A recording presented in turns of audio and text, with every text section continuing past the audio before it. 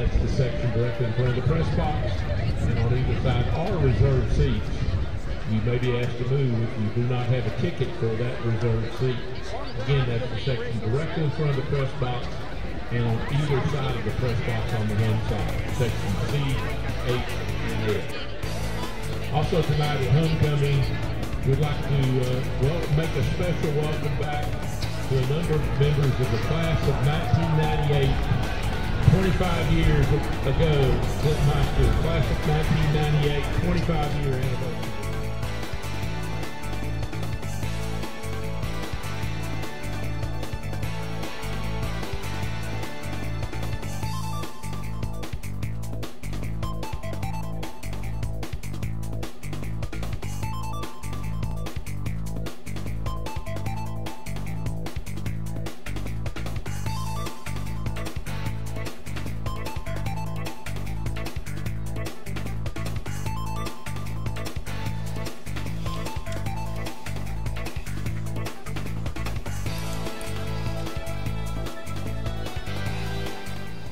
And good evening, ladies and gentlemen, and welcome to live football action here tonight on ACTV as we are presenting Clinton's homecoming game as the Dragons of Clinton take on the Karns Beavers. My name is Lee Fogarty. As always, to my left, Jared Fogarty. Far right, Dallas Cole, Clinton alumnus. And then to my immediate right, a new member of our staff here who's going to be helping us call the games, Mr. Darren Leach. Darren, how you doing? Lee Corso. Yeah, the Lee Corso of the group. How you doing tonight? Do you have your hat ready to put on? I talked about maybe needing to get one. I don't have Lee Corso's #2 pencils, but I do have a Papermate pen. Okay, that'll so work. I want to work with that. That'll work. And we are coming on a little bit early. As you can see there in the bottom of your screen, we're getting ready for the homecoming festivities tonight at Clinton. Clinton comes in 2-6. Needing one win to secure a top 2 playoff seed in their district. And they're playing against Karns, who's currently at 1-7. Now, Clinton can still get one of the top 2 seeds, but it kind of gets a little murky. They really need this win tonight in order to, secure that spot in the district. Jared, what are your thoughts on tonight's game? Well, I think that, first of all, they're going to need to protect the football.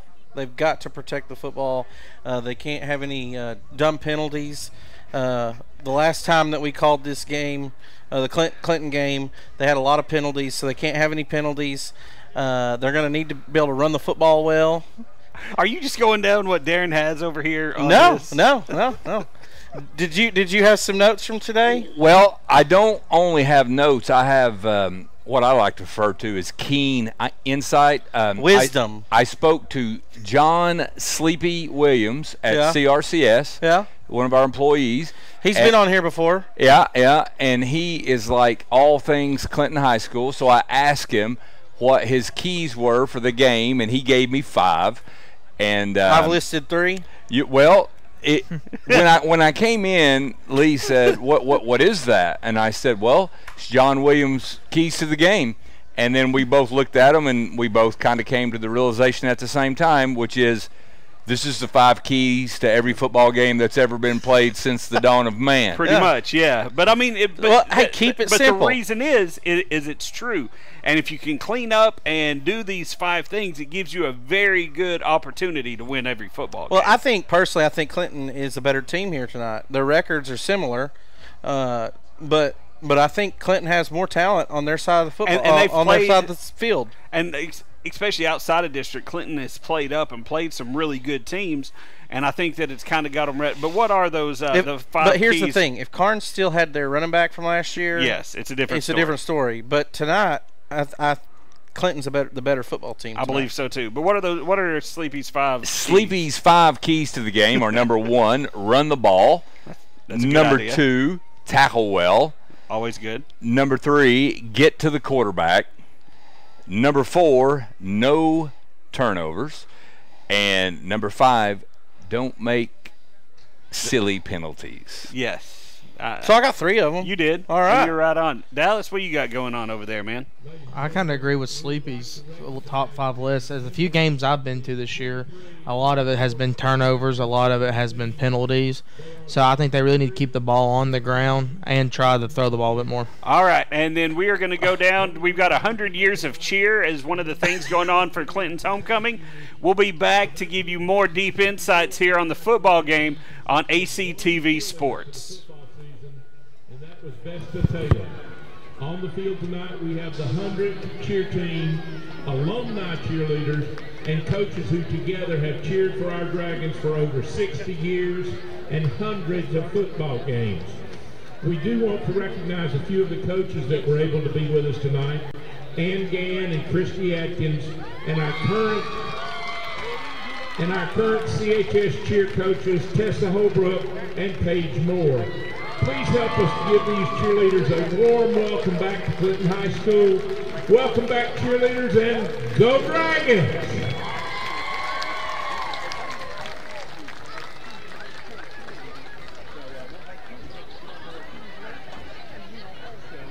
That is the 100 years of cheer, and they recognized a few of the cheerleaders and coaches and stuff. So that's always great to see when you see people come back and continue to support the team. Your alma mater. Absolutely. Yeah. So here in a few minutes, we'll have the homecoming presentation, and when that comes up, we'll go down to the field as well. You know, to that point, though, you know, there are several of those ladies that are in that picture that, you know, have businesses here in town, that have invested in the community, that that really have given back a lot. Right. And just the fact that they're out there still supporting their school, their high school, where they made a lot of their own memories, is pretty cool. Absolutely. So, Dallas, what else you got? What's been going on over in Clinton land here lately?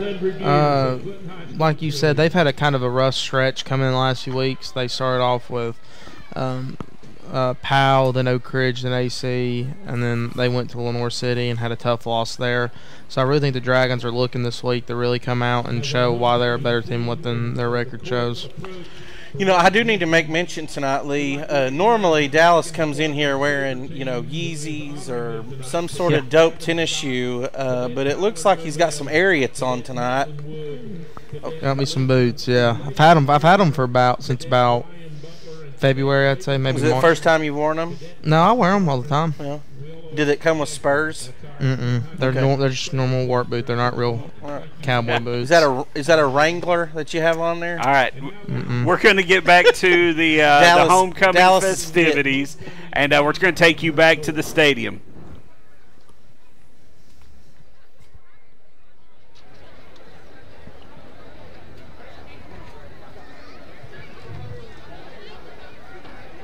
Ladies and gentlemen, presenting to you the 2023 homecoming candidates.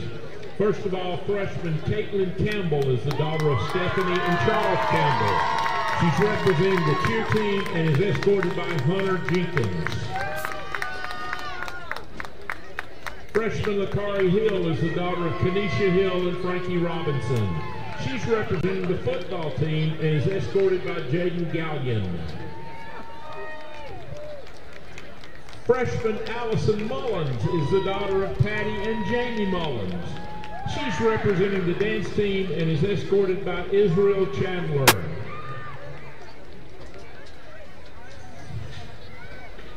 Freshman Charlie Riggs is the daughter of Brittany and Joe Riggs. She's representing boys basketball and is escorted by Caden Chadwell. The sophomores. Sophomore Kinley Crowley is the daughter of Brooke Eberhardt and Travis Crowley. She's representing the golf team and is escorted by Cameron Lawson. Sophomore Kayla Crutcher is the daughter of Justine and Wesley Wright.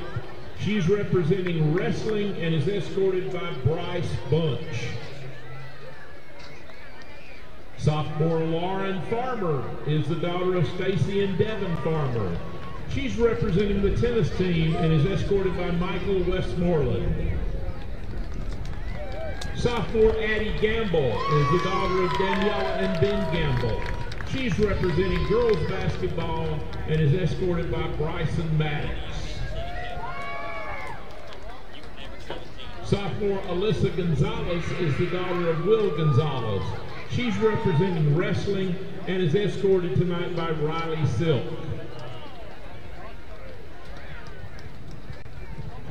Sophomore Addison Maddox is the daughter of Susie and Josh Paris.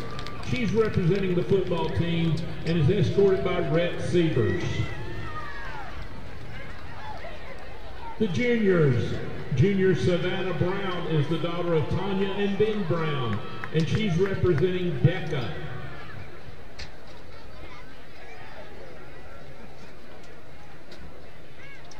Junior Isabella Riley is the daughter of Angela and Matthew Riley. She's representing Junior ROTC and is escorted by Brennan Fox.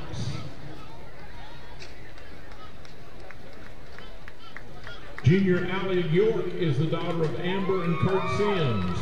She's representing girls basketball and is escorted by Trey Hall.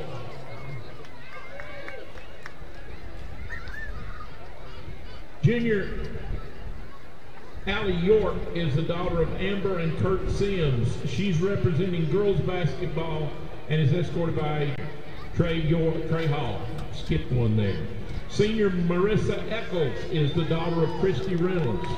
She's representing softball and is escorted by Bryant Chapman. After high school, Marissa plans to attend LMU and study to be a vet. Senior Kendra Holbrook is the daughter of Tessa and Charlie Holbrook. She's representing cheer and is escorted by Kenner Riggs.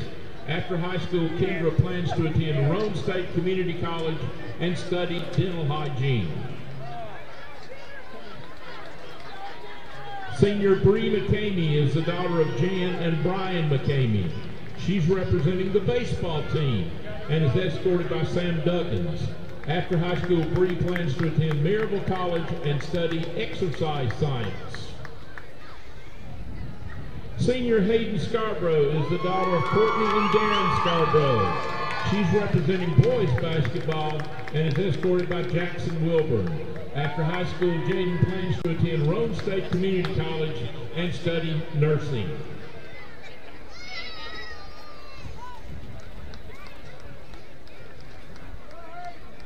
And now for the crowning of the 2023 Clinton High School Homecoming Court and Queen. This year's Court and Queen will be crowned by CHS Teacher of the Year, Megan Ellis. The freshman princess in the 2023 court, Caitlin Campbell, representing the cheer squad.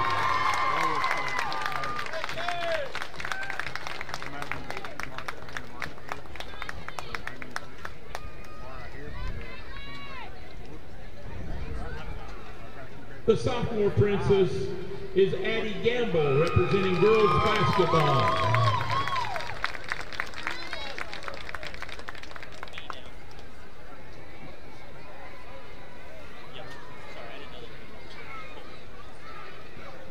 The junior princess is Allie York, representing girls basketball.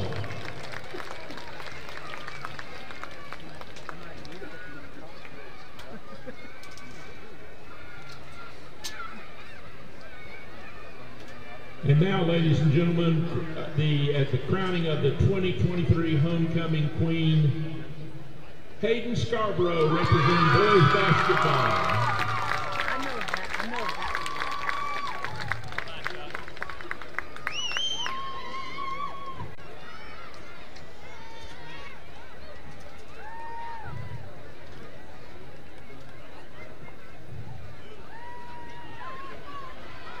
Ladies and gentlemen, join us in congratulating all the Queen candidates and their escorts. Thank them for the work they put in supporting their club, sports, and Clinton High School. Thank you, Homecoming Queen and Court. And so there's your Homecoming Queen for this year. And again, congratulations to all the participants, all the court members, all the money that they raised there for the school. It's a fantastic thing, and congratulations to them. Right now, I'm going to introduce another new member of our team. We now have an on-field correspondent, a sideline reporter, and so she's got our first interview getting ready to go down. And BJ, can you hear me?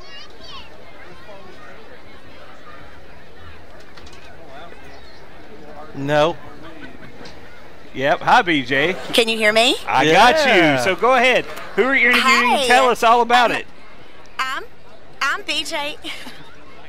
You're So good. this is Jessica Bray, and as you heard, Clinton High School is celebrating 100 years of cheer, and Jessica is a former cheerleader. So I was talking to her before we started, and I said, tell me your favorite cheer memory. Oh my gosh, there's too many to name, but cheerleading was always so fun. It was always something to look forward to on a Friday night, and just so much school pride in cheerleading. We always just had so much fun. Now, I know that Jessica is a kindergarten teacher, so I said, what would you tell any young girls that are wanting to become a cheerleader or have aspirations to become a cheerleader at Clinton High School? Absolutely do it. It was always so much fun. It's such a great team, camaraderie, all of that stuff, and my best memories were from cheerleading. Now, I did ask Jessica if she could still do her back handspring cartwell, and she said not on the air. Yeah, I saw the look on her face when you fall mentioned down, that. I got a bad knee. Oh, I understand. She did. She said, you're not serious. Thank you, BJ, and thank you. All right, thank you so much. No problem, thanks. And we'll talk to BJ again here in just a little bit. So, but welcome to the team, BJ. It's great to have you. So we're getting ready to. So we've got through the festivities. We got our first interview on the sideline out of the way. We interviewed Darren. Now it gets back to the fun part. I gotta ask really Darren what we like real to quick. do. I gotta Go ask ahead. Darren, did you ever escort or were you crowned homecoming king or anything back in your day at Lake City? No, I was no. I had the competition for me was too steep. I had, Wade Sexton was there. Oh yeah. Yeah, he's way better. 100%. I mean, and the thing for me. It was really good for me just to know. Sometimes you just got to know that maybe being third and fourth place is not so bad. Yeah, top 10's actually not bad. Yeah, Sure. yeah, absolutely. Especially when there's 11. All right, so but I'm really excited about this game tonight. Dragons really have a chance here to kind of establish where they're going to be in the playoffs, get that number 2 seed. Which is huge for them, which would be great for them because I think that gives them one game at home, right? Mm-hmm. And get to be able to host a home playoff game and what that can do for momentum. And so I'm really looking forward to this game tonight to see what they've got. They've got a number of players that have offers or have committed to a number of different schools. And so that's kind of a thing that's all changed. So the way that any student athlete gets recognized these days is by going to camps, and that's really the main way that anybody gets their name out there. There are a few exceptions to the rule. The cream that rises to the top is probably going to get recognized because their film's going to get seen somewhere by some recruiting by somebody. But the way that most student athletes get the opportunity to play at the next level is by attending a lot of camps. And so I know that this coaching staff and this community has done a really good job with getting a lot of these student athletes to different camps, to different junior days and things like that throughout the last couple of years, just to try to get them seen by. And then also another thing that's growing, especially in our area, is 7-on-7. So you have your regular football season, but 7-on-7 is another key piece to getting those, especially those specialty guys, your wide receivers, your running backs, your quarterbacks, getting them recognized by colleges. And we're going to go down to the field for the Hall of Fame presentation. Jared, you may recognize a couple of these people. Yeah. But we're going to go down to the Hall of Fame here at Clinton High School. Clinton High School celebrated its 100th anniversary year. There were various festivities to celebrate this historic occasion. One special recognition was the founding of the Clinton High School Wall of Fame. The Clinton High School Wall of Fame was established to recognize and honor either past Clinton graduates who have gone on to successful careers in their chosen professions, or non-Clinton graduate selectees who have had a direct impact on Clinton High School. This year, Clinton High School will be inducting 4 incredibly worthy individuals. 3 of these inductees are Clinton High School graduates, while the 4th inductee devoted nearly 30 years in various roles at Clinton High School. Their names will join the list of the Wall of Fame inductees that is proudly displayed at Clinton High School. We'll announce the inductees in alphabetical order. Our first inductee is a 1968 Clinton High School graduate, Norman Eskridge. Norman has had a distinctive and versatile career, obtaining an engineering degree, serving numerous years in the military, becoming an ordained minister, volunteering with disaster relief. All of these things explain his induction. One of Norman's early distinctions is having been the first African American to play football at Clinton High School. After high school, Norman attended Tennessee Tech University in Cookville. During his time at Tech, Norman participated in 2 programs that impacted his life. He got involved in VISTA, Volunteers in Service to America, a community service program for low-income families, and he also enrolled in the ROTC program, which was his first step in a lengthy military career.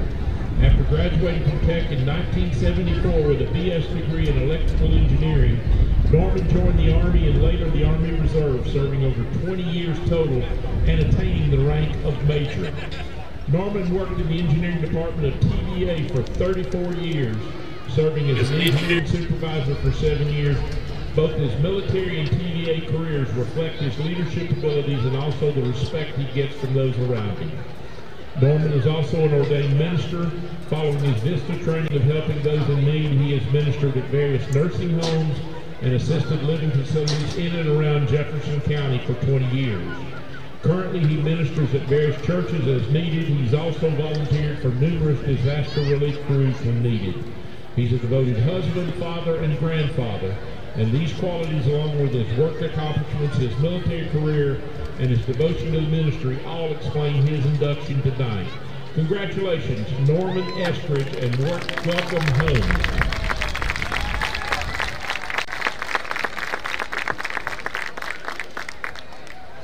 Our next inductee is well known in the Clinton area. Tom Heffron is a lifelong educator.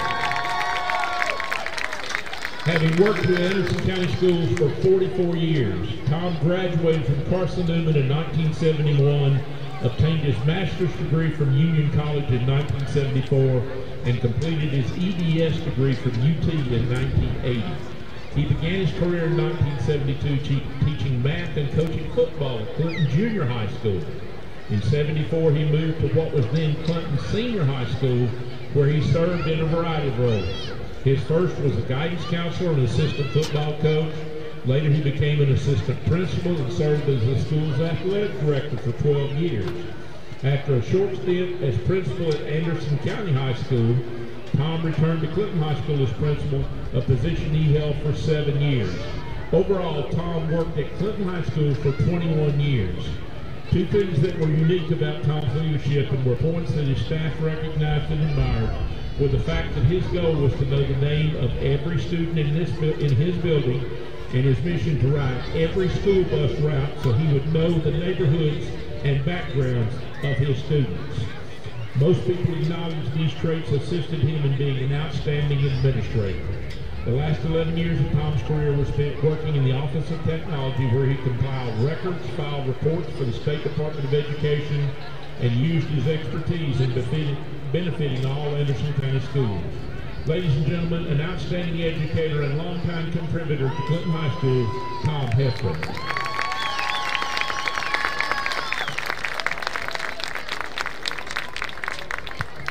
Our next inductee is another individual well known in the Clinton area, and that's Rick Meredith.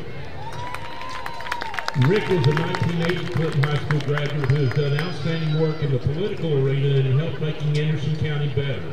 Rick attended the University of Tennessee Institute for Public Service, becoming a certified public administrator.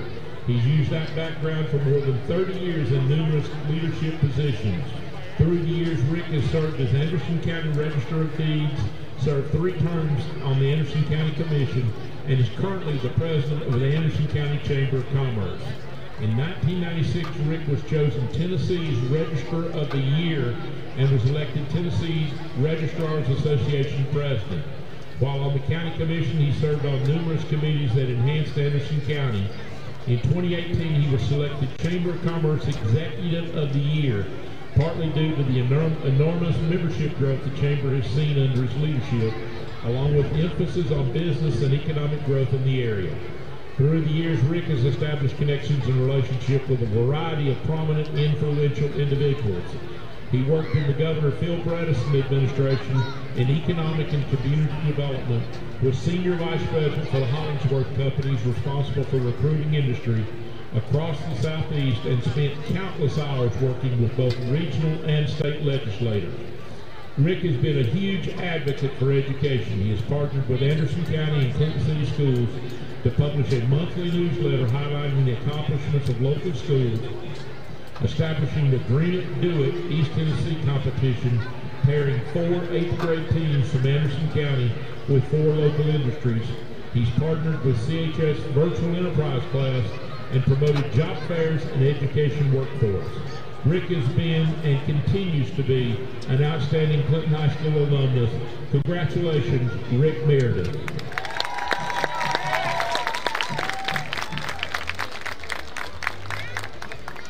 Our 4th and final inductee into the Wall of Fame is 1967 Clinton High School graduate and former member of the Clinton High School Band, Bill Owens. After his graduation from CHS, Bill enrolled in Cumberland College, currently the University of the Cumberlands, in Williamsburg, Kentucky, and graduated with honors in 1971. After his Cumberland graduation, Bill attended Southern Baptist Theological Seminary, where he received his Master of Divinity and Doctorate of Ministry degrees. After the completion of his schooling, Bill began an incredible journey of ministry that is still going, although at a more limited amount than it has been. Bill has served an astonishing 53 years in the ministry. He began his journey as a pastor at Pleasant Hill Baptist Church in Dutch Valley, and during college and seminary he pastored churches in Taylorsville and Carrollton, Kentucky. Then following seminary, he pastored Bloomfield Baptist Church for 5 years. In 1980, Bill was called to Chattanooga, where he began serving as the pastor of Ridgedale Baptist Church. He led the church in successful inner-city ministry for 10 years, before being instrumental in the church's acquisition of a 50-acre campus that included a counseling center, recreation fields, swimming complex, and a summer camp program. This started a huge growth for Ridgedale, with church membership growing from 300 to over 2,000 members. Bill served as the lead pastor at Ridgedale for 31 years. After Bill's wife died with cancer in 2013, he came to Graceworks Church in Chattanooga to assist in ministering and mentoring. Eventually, the church asked Bill to be senior pastor, a role he held until the fall of 2020. After such a remarkable career, all the sermons, the home and hospital visits, the weddings and the funerals, Bill was honored on his 50th anniversary as a church pastor. On August 12, 2020, the State of Tennessee House of Representatives awarded Bill a recognition of his service to community and state. In addition, Governor Bill Lee gave Bill a day of recognition on August 23, 2020, presenting him with a flag that had flown over the state capitol. What a career. Congratulations and welcome to the Clinton High School Wall of Fame, Bill Owens.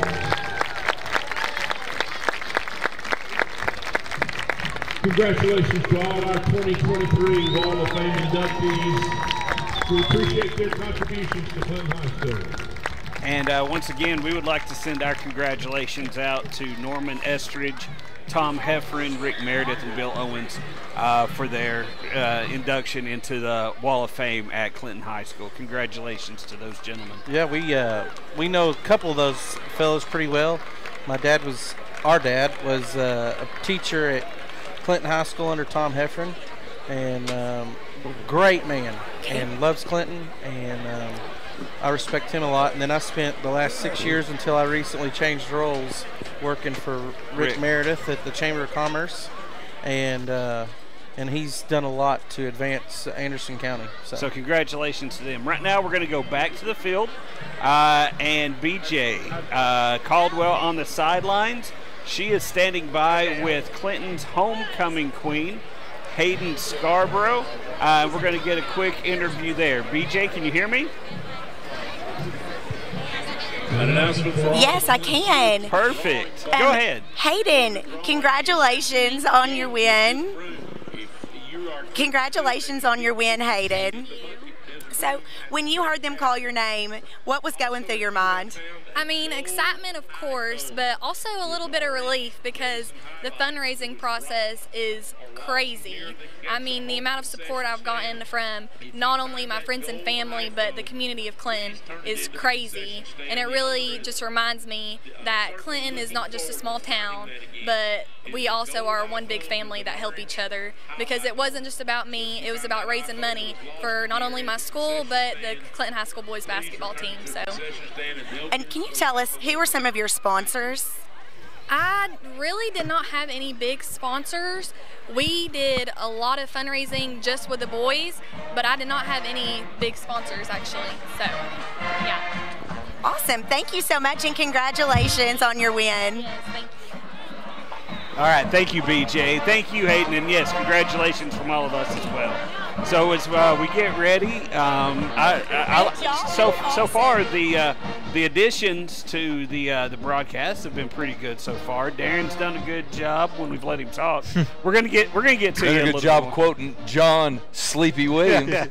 Hey, I will say this: Ryan's back here probably sweating, thanking the good Lord that the all that technical equipment was working, so the sideline reporter could actually be heard. Absolutely, and they're doing a fantastic job.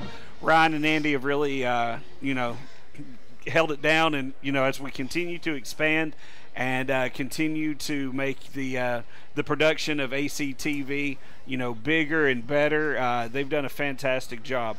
Right now, at the bottom of your screen, whenever you go live, sorry, I was looking over here, we can see the captains getting ready to go out for the coin toss. Then we'll have the running through. Let's go through real quick and get some predictions and score predictions from everyone. We're going to start on my right. Dallas, what you got tonight? Give me 35-17, the Dragons. 35-17. Dragons. Right. They're going to win pretty big. All right. Jared? Yeah, I don't think I do think the Dragons win tonight. I think they win by at least a touchdown, but I don't know if they can get to 35 points. We'll see. I'm going to go Clinton 28, Dragons 17. Okay. That's a solid score. Darren, what you got? I think it's going to be a closer game. I think defenses will play a big role. However, one thing that I do think, I like the versatility of Josh absolutely. McKeith. I think he's the X factor for Clinton. But his ability to run and throw, I think he's going to make things happen. End of the day, 24-17 Dragons. Okay. Well, there's two. I respect what Sleepy said, but for me, there are two keys to this game. One of them's on there, and it's number 5. No silly penalties. Yeah. If Clinton can play disciplined football and not give up 100, 150 yards in penalties tonight, it's really going to help them. And number 2 gets back to one of the things that you were talking about with Josh. They've got to keep his jersey clean. They have to protect him. If he is having to pick himself up play after play after play, like what's happened earlier in the season, that is one thing that I think that the Dragons are not going to be able to do, is allow the pressure up front from Karns to get to him, and which can cause bad throws, which can cause fumbles, which can have, the negative impact on the game. I think those two things are going to be huge tonight. I think it could be instrumental for Clinton if they can come out, establish the run early. Right. No matter who's doing that, whether it's quarterback, whether it's running backs, if they can establish the run early, force Karns to cheat up a little bit, and then maybe open things down the field a little bit for the Dragons passing game. Well, right now, and I just got this, for the year, Karns is averaging 138 rushing yards a game. Clinton is averaging 93. Karns is averaging 121 passing yards. Clinton is averaging 211. Yeah, but you got to take into account the competition. Oh, in I which they're agree. Playing. But total yards, Dragons are at 304. Karns is at 260. And once they start the national anthem, I will finish this up. Sacks per game, Dragons are 1.5. Karns is only at about a half sack. With those stats, I think that Dallas's score is going to be pretty close. I'm going to go 34-28 Dragons. Great prediction. And we're going to go back to the screen, and we're going to go to the marching Dragon band as they present the colors. And once that's completed, we will be back for the entirety of the first half, and as we bring you live football action here on ACTV Sports.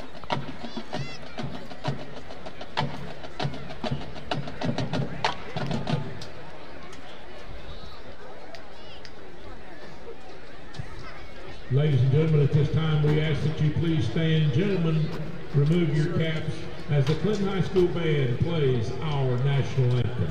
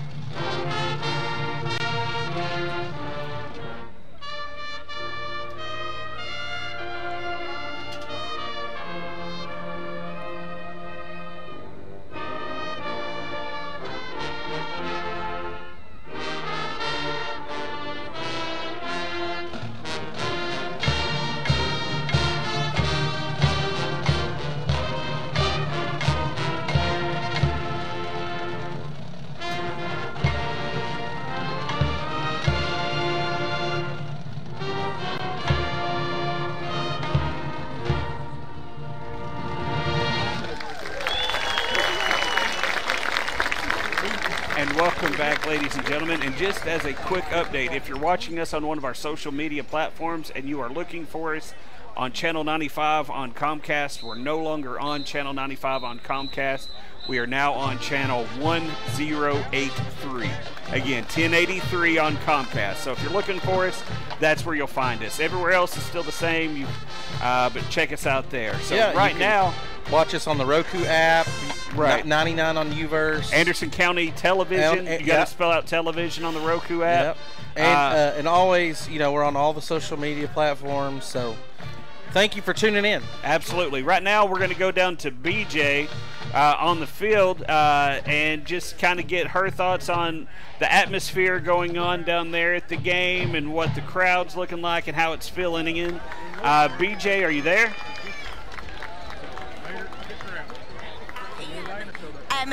There is a big buzz here on the field, a lot of excitement. It's homecoming, 100-year celebration. We have the inductees for the Hall of Fame. We have a lot going on here at Clinton Field tonight and a lot of excitement around me. And so as Clinton's doing their pre-game drill out on the field for the band, is the crowd filling in pretty well? How is it for homecoming tonight on the Clinton side?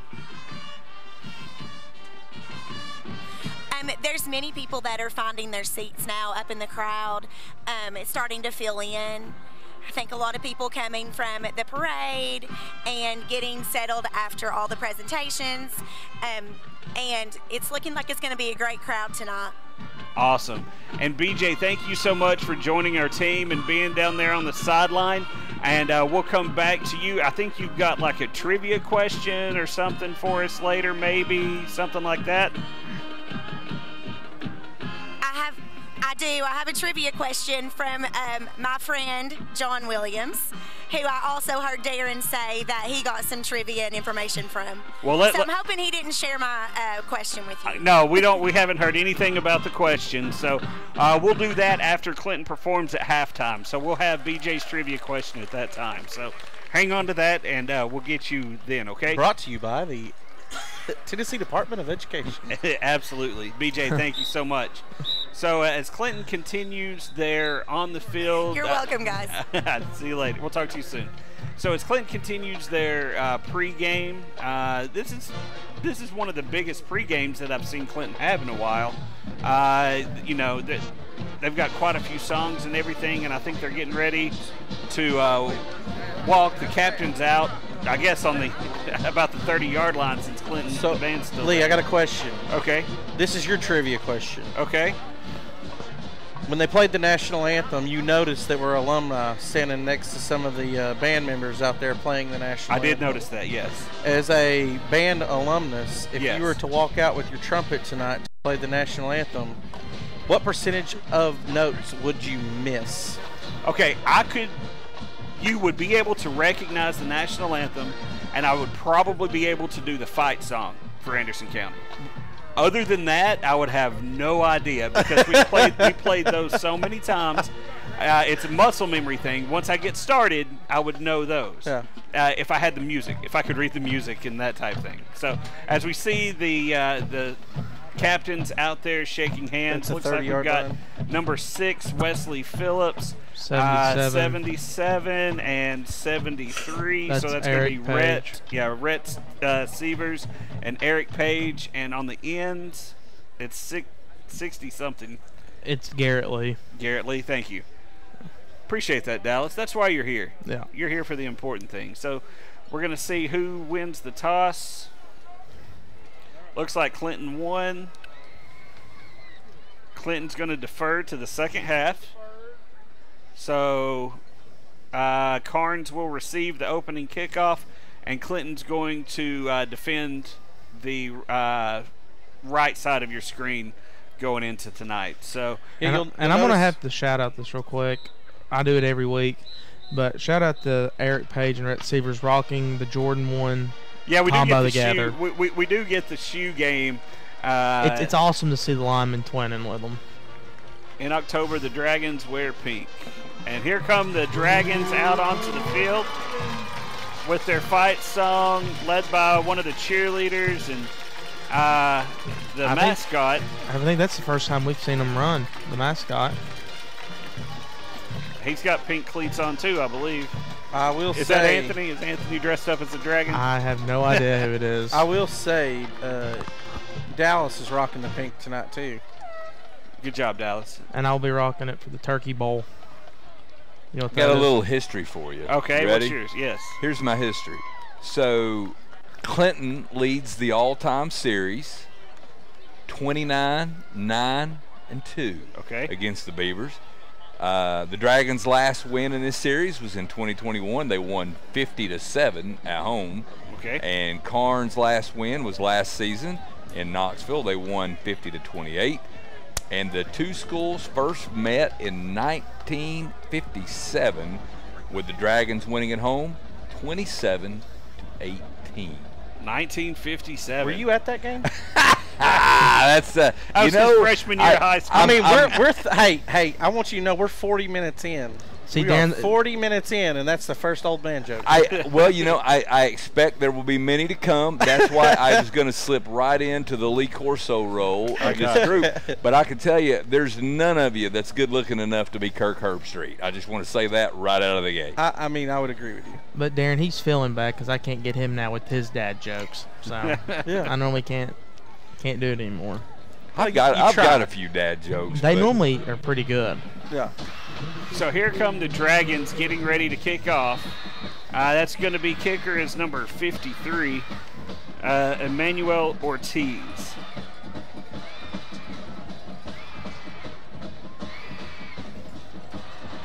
Ortiz getting ready to kick. I think they're waiting for a signal from the referee, and here it comes.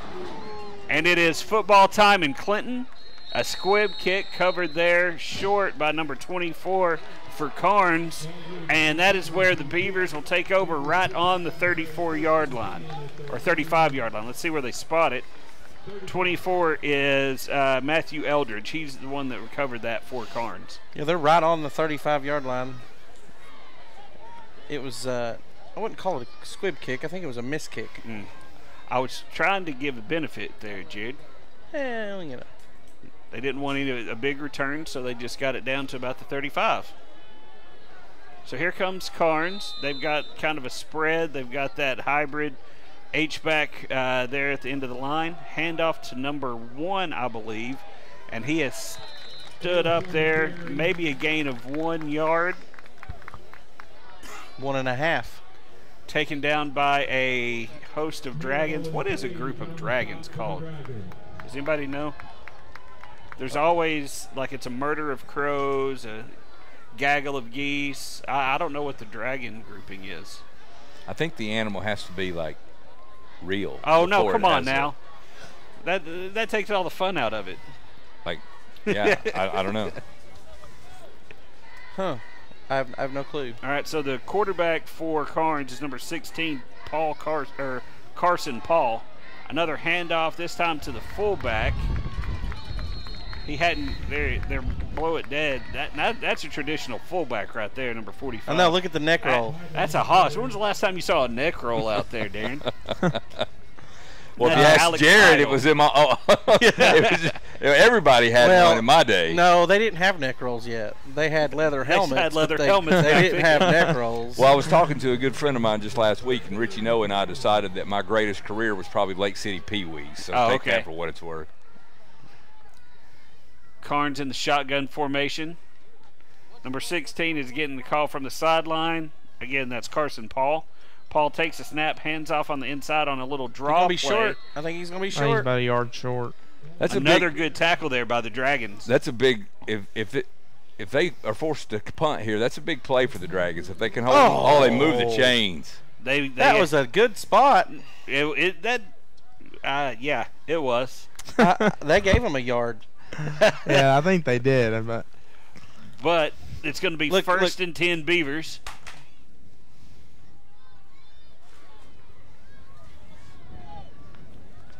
So here comes Carson in the shotgun again. This time it's kind of a play action, rolls out, throws it out to that fullback, picks up another first down. Pickup of about 11 on that play. Yeah, is his name Mike Allstott? He looks a lot like Mike Allstott. He does. Alex Idle, 5'10", 225. He also plays linebacker. And he's a junior.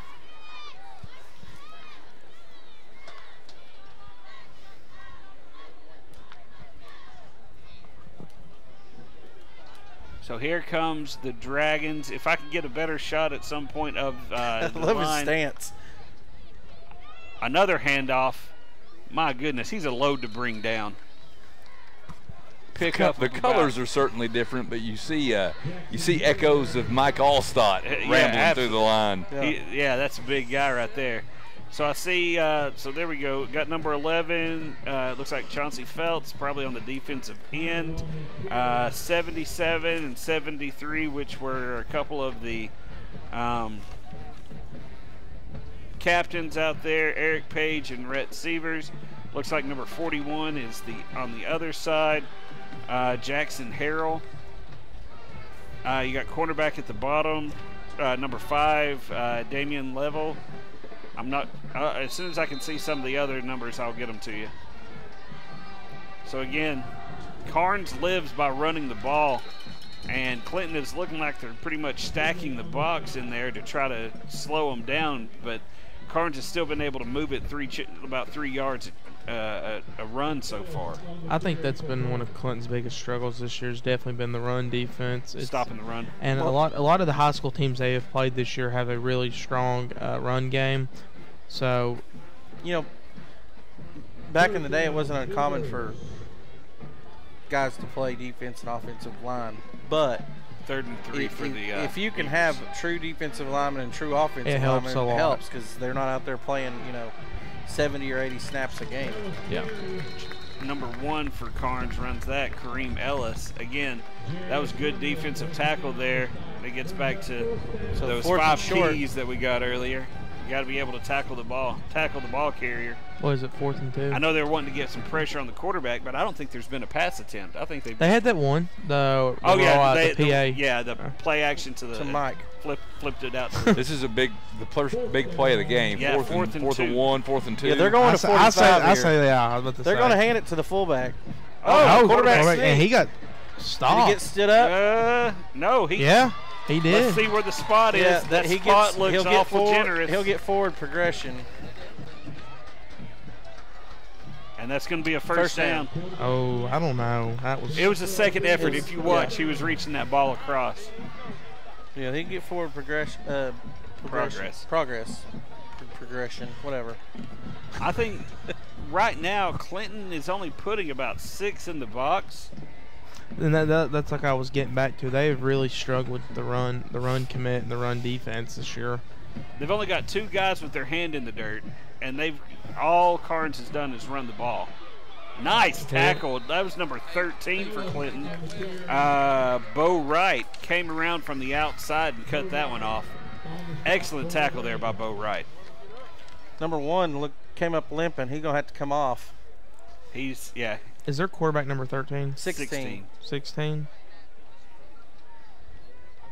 Carson Paul. He's new this year. I think they had a different quarterback last year. Karns, because they had him and another guy, Deshaun Bishop. Tell you what, they've got a wide receiver out there, number 6, Walker Lockhart, 6'2", 180. He's a tall wide receiver. Oh, and I say it. And they try to come back to the fullback, but I think they had the wide receiver down a little bit further. So, the sweatshirts on the sidelines in the gray, does that not remind you of the Little Giants? Yeah, or the New York Giants. No, but yeah. no, the Little Giants.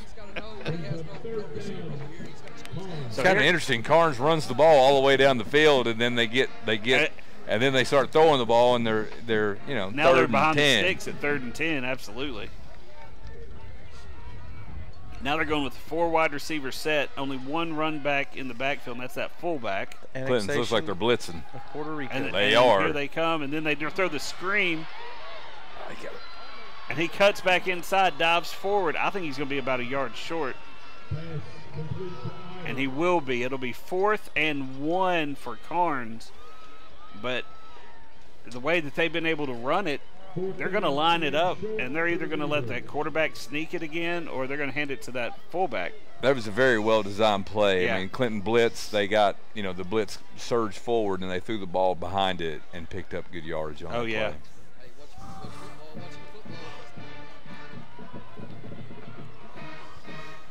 So here comes that. I think they're handed off. Oh, no, they're going to try to get Clinton to jump. They about did right there. I think that's number 77, Eric Page, about jump. And he's going to get pushed from behind. He's going to pick up the first down. The cush push, as they're calling it these days. Or the brotherly shove out of Philadelphia is what brotherly shove is what they've started calling it. Kelsey. Jason Kelsey. Jason Kelsey. As a center, I mean he's a tough one. I love watching him play.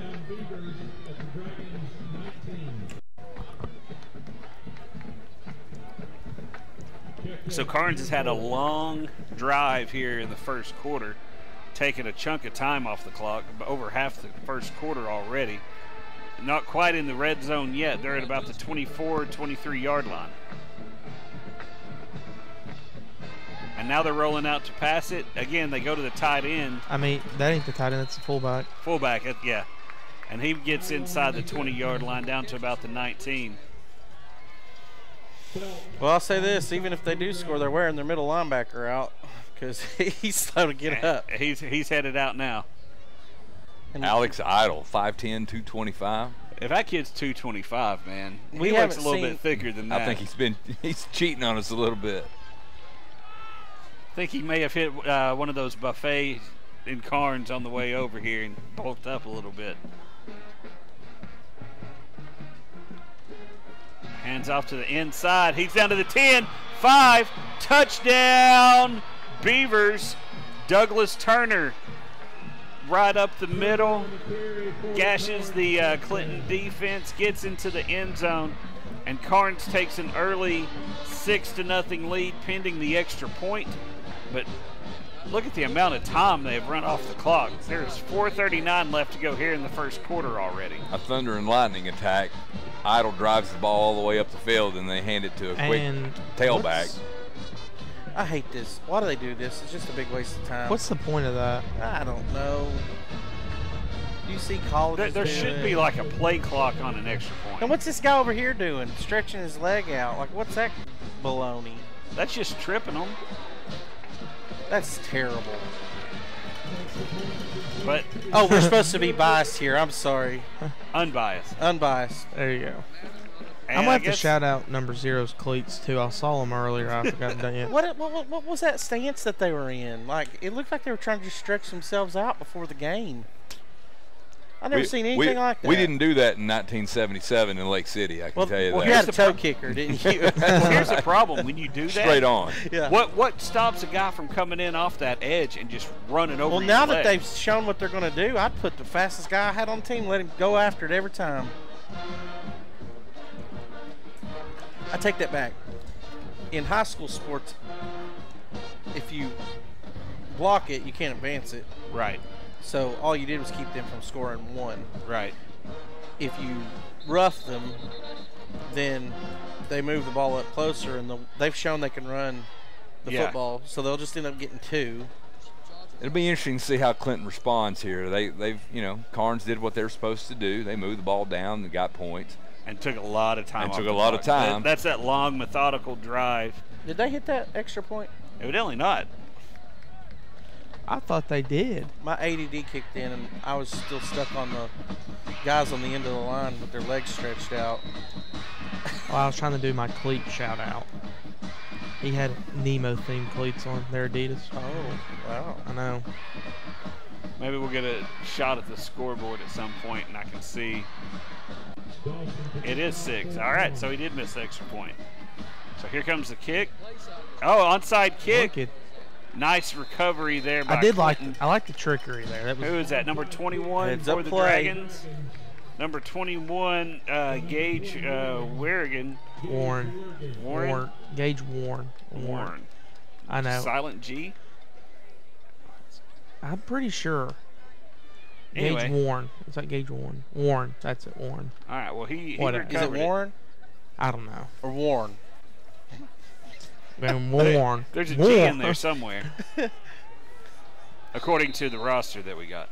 But here come the Dragons spreading the field. You got 3 wide receivers to the bottom of your screen, 1 to the top. Let's see what the Dragons draw up here on first down. They're looking to throw it. A little swing pass. Picks up a few yards out to almost midfield. Goes down at about the 48-yard line. And it'll be second down and about 7 for the Dragons. So they don't have to come off the field for a shoe? Nope, just a helmet. Oh. It's not a safety thing with the shoe coming off. Who throws a shoe? Honestly. Ooh. So Joshua Keith in the shotgun formation. Next to him is going to be Juwan Goins in the running back position right now. Juwan plays a little bit of everywhere, so Josh gets it out of his hands. Nice Number 7, Bryson Maddox takes it down the field inside the 30, and he's going to be stopped there by the Beavers. Nice yards after catch. I like the way he just lowers the shoulder to get that extra yardage. This is a nice play. And this is some good Clinton offense. Absolutely. A lot of the games I've been to, you've not seen this. They've not had that quick pace, even though it's 2 plays in. But this is why I think Clinton needs to do a lot of the time, just get a quick passing offense and start going with it. So Wesley Phillips, number 6, is now lined up in the tight end position.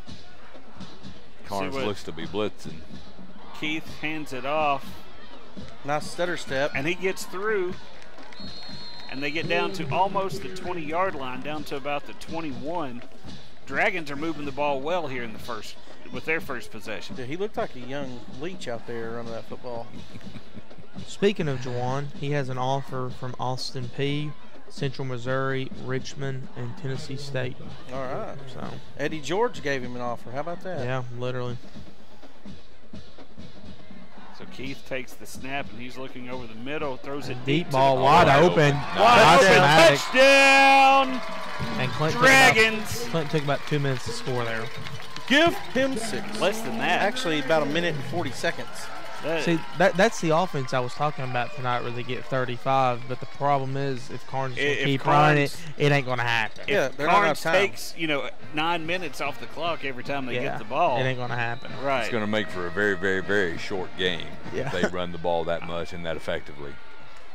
Oh, they'll figure it out. Plus, number one for Karns was injured. I'll have to see if he comes back in the game. And they've been utilizing 45 for much of their offense, and that's too. Good. And I think he was a little shooken up on the tackle of that last catch he made. And the Dragons nailed their extra point. Emmanuel Ortiz's attempt is good. Dragons take a 1 point lead here with 2:54 left to go here in the first quarter, 7-6. How many kickers you see we're at 53? Not many. He's not the biggest kicker we've had, though. Oh, not by far. My favorite kicking moment of all time was Zach Page. When I was in school, he's like 6'6", 310, and absolutely, I think he was the punter for a game or two. Yeah. Absolutely was booting the ball. Well, who was it? Was it Oak Ridge that had that one that kicked that was like drilling 60-yarders? Yeah. No, that was Karns. It was my freshman year, and they had a guy, I can't remember where he's from. He had a 63-yarder. Yeah. He was dead center. Like I was there, that's why I asked. He was from Karns. He wasn't Oak Ridge. I thought it was Oak Ridge had a big kicker too. Yeah, but the Karns, yeah, that is the best kicker I've ever seen in high school. 63 yards during a game. Text Sleepy and see if he knows where that kid ended up. The Karns kid that kicked 63 He probably would. That was in 2017 because it's right here on our sheet. Well, I saw it earlier. Depending on if he took eligibility for his COVID year, he could still be playing. That's the COVID year. I mean, some of them guys in college now, 30. How is Bo Nix still playing, by the way? I swear I think he's been playing since the Clinton administration. That kick is away. Much better kick. Bounces it about the 20. It's a good bounce. Karns receives it. It picks it up about the 15. Returns it. Gets out to 25. Spins down at about the 28-yard line. And Karns will take over first and goal, or first and 10 from there. I like to see the Dragons bow their neck a little bit right here. Make a deep, force Karns to maybe a 3 and out, get the ball back, kind of, They've got to stop this running They do. attack, Football's a tough sport. You punch people in the mouth a little bit, and they get tired in fourth quarter. If they could, it'd be nice to see Clinton's defense make a statement here. Sadly, Lee, anybody that was born in the Clinton administration is, finishing up half their career. So I was not born during that time. Oh no, you were born during the Bush administration. I was.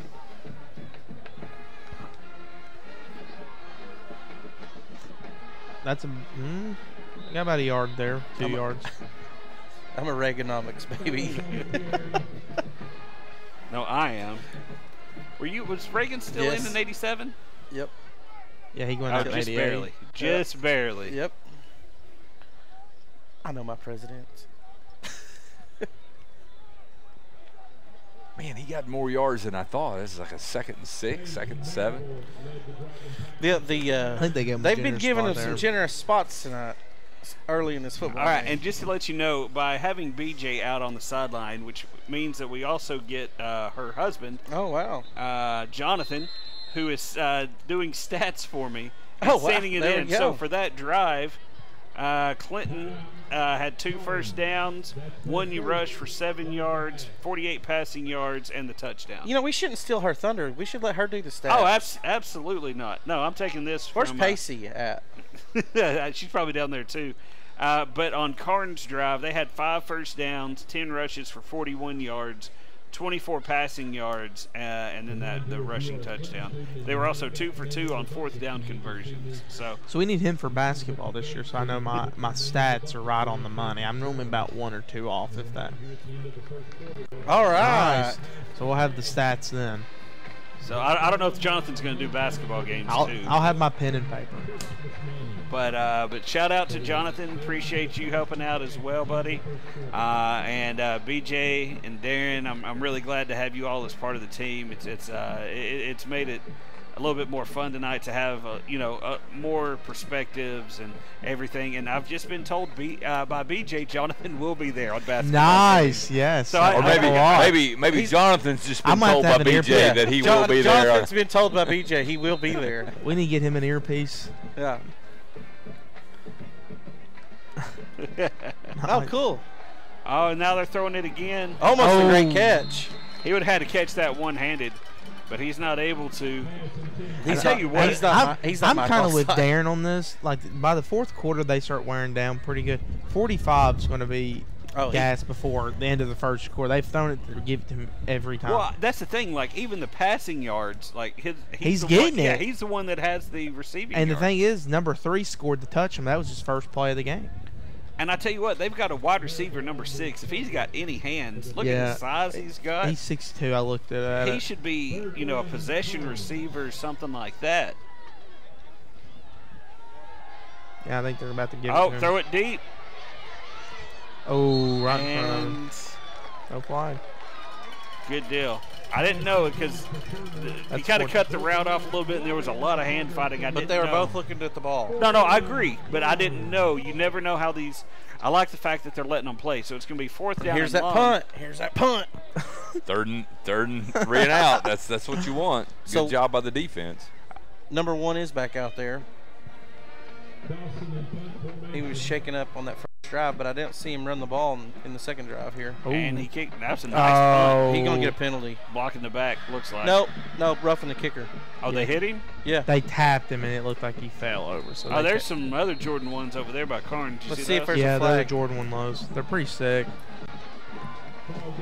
Did they call it? I don't think they did.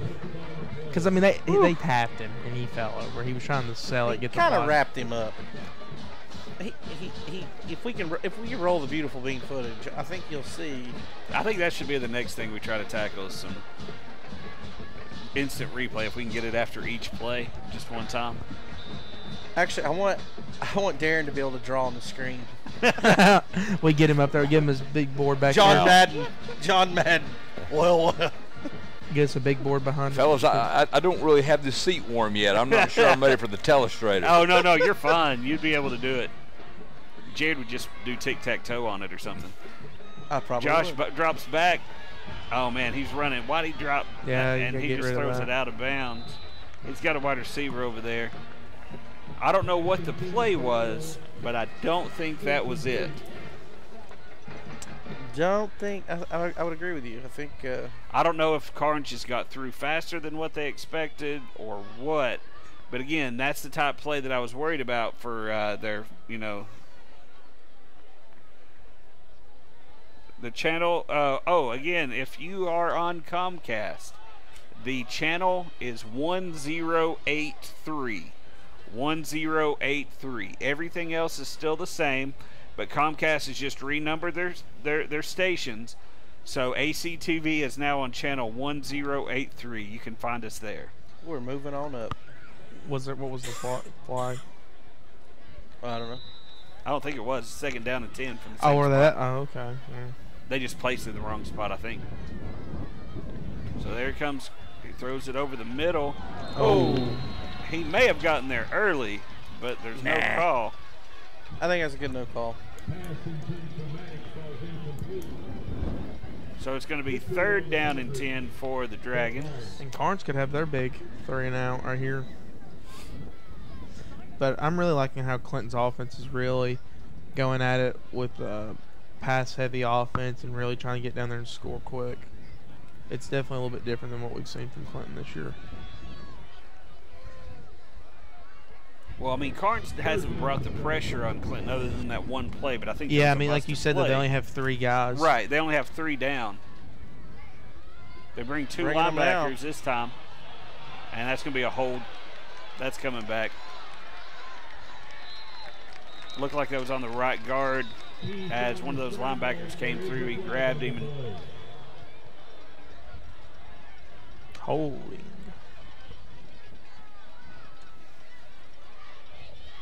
Josh could use a little bit more time. I mean, they've got him in the shotgun, but that pocket's collapsing pretty quickly. He's having to make a decision whether he's throwing or whether he's running it really So quick. 3rd and 20. Yep. $20 cab ride. So it looks like we're going to probably see a pass here from the Dragons. They're 3rd and Golden Girls. They were that one time. It was like a 3rd and Charlie's Pizza up there in Campbell County. They had a Oh, they went all the way they had a 3rd and 50. Charlie's Pizza. They had a 3rd and 50. It was my senior year. Oh, my sophomore year. You know, Lee, Edwards. Oh, on the screen there pass. you go. There you Yeah, go. he might have it. There you go. No That's a hold. first down. Oh, he Yeah. cut. Oh, he that goes was down. first He down. goes. He's at the 40. He He's goes. 30. He 20. goes. 10. 5. Wow, what a play. Touchdown. Dragons. Juwan Goins. Juwan Goins. He My goodness. I told you he looked like a young leech. I told you. Well, some things aren't complicated. You get your ball to you get athletes and let them make plays, let Is there them a make penalty? moves. Please don't be a penalty. That was too pretty of a run. I think they're bringing it back. You're Yep. joking. Nope. Unfortunately, I'm not. And there's those penalties we were talking about earlier. What's going to be here? Well, I don't know if it's a silly penalty. Like, if it happens in the course, it's going to be a hold. So we're going to have a 3rd and 30. Well, No, it it's depends from on the where- spot. It's a hold from the spot. So, Ooh. did it happen at the line of scrimmage, or They did it did happen call. somewhere They else? called it on hold. The wide receiver that was blocking out here that threw his hands up afterwards. I think if you throw your hands up afterwards like that, you're almost Just keep giving- your hands down. Right, you're almost giving yourself up at that point. You gotta, man. That's a bunch of hot garbage. That's disappointing. That was a heck. That of a might have play been there. one of Jawan's best plays of the year. It was a great run effort. Da-da-da, Even though they dropped it da-da-da. to him. Yeah, man, I hate that. You got So here 5 come the wide. Dragons. 5 wide receiver set. Edwards is looking. And he gets it out. That's going to be a catch. It's going to be short of the first. Oh, no, it knocked it away. So it's going to be 4th down and extremely long for the Dragons. They're going to have to punt here with 12.1 seconds left to go here in the first quarter. Not all penalties are the same. That holding call was critical. Brutal. That ended up being 60-yard penalty. Takes points off the board. Absolutely. What they can't do is take a 7-point mistake and make it a 14-point mistake. They have to stop them from scoring here.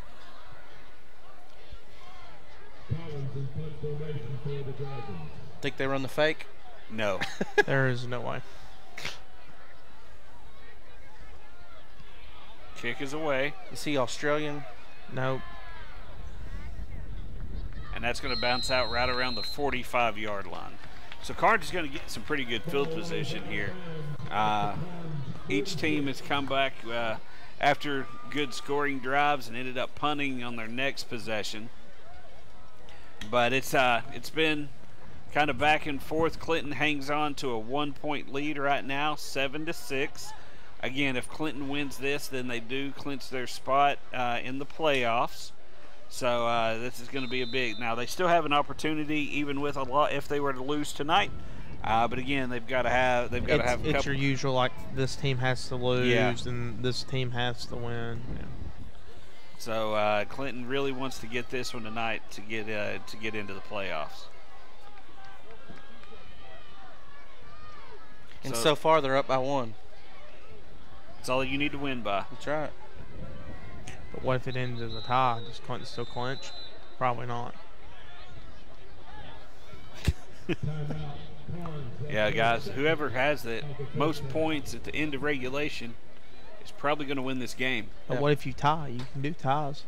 Not in But look, it's already a 1-point difference. not in high school football you can't. But say Clinton gets a safety, they get a field goal. So what do? You play till somebody scores? You play overtime till somebody wins. I didn't know that. I thought they tied them. No, but I mean, it's easier to get 1 point than that. Karns could go for 2 next time they scored, and Clinton could just kick extra points. It's not that big of a deal. But I think we had like a 4 overtime game when I was in high school. Still, that LSU A&M game a few years ago. Oh my goodness! What a football game! Well, Tennessee had one that was 7, right? Jason Witten caught it in the end zone. Arkansas. The one and only Ryan Sutton was Playing in the pride.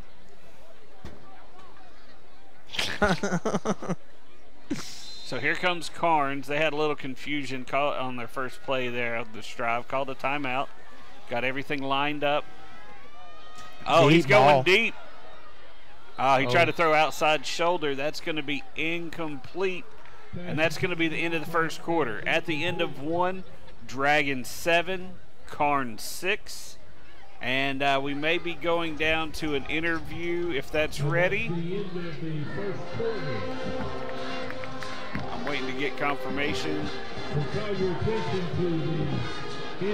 BJ, you there?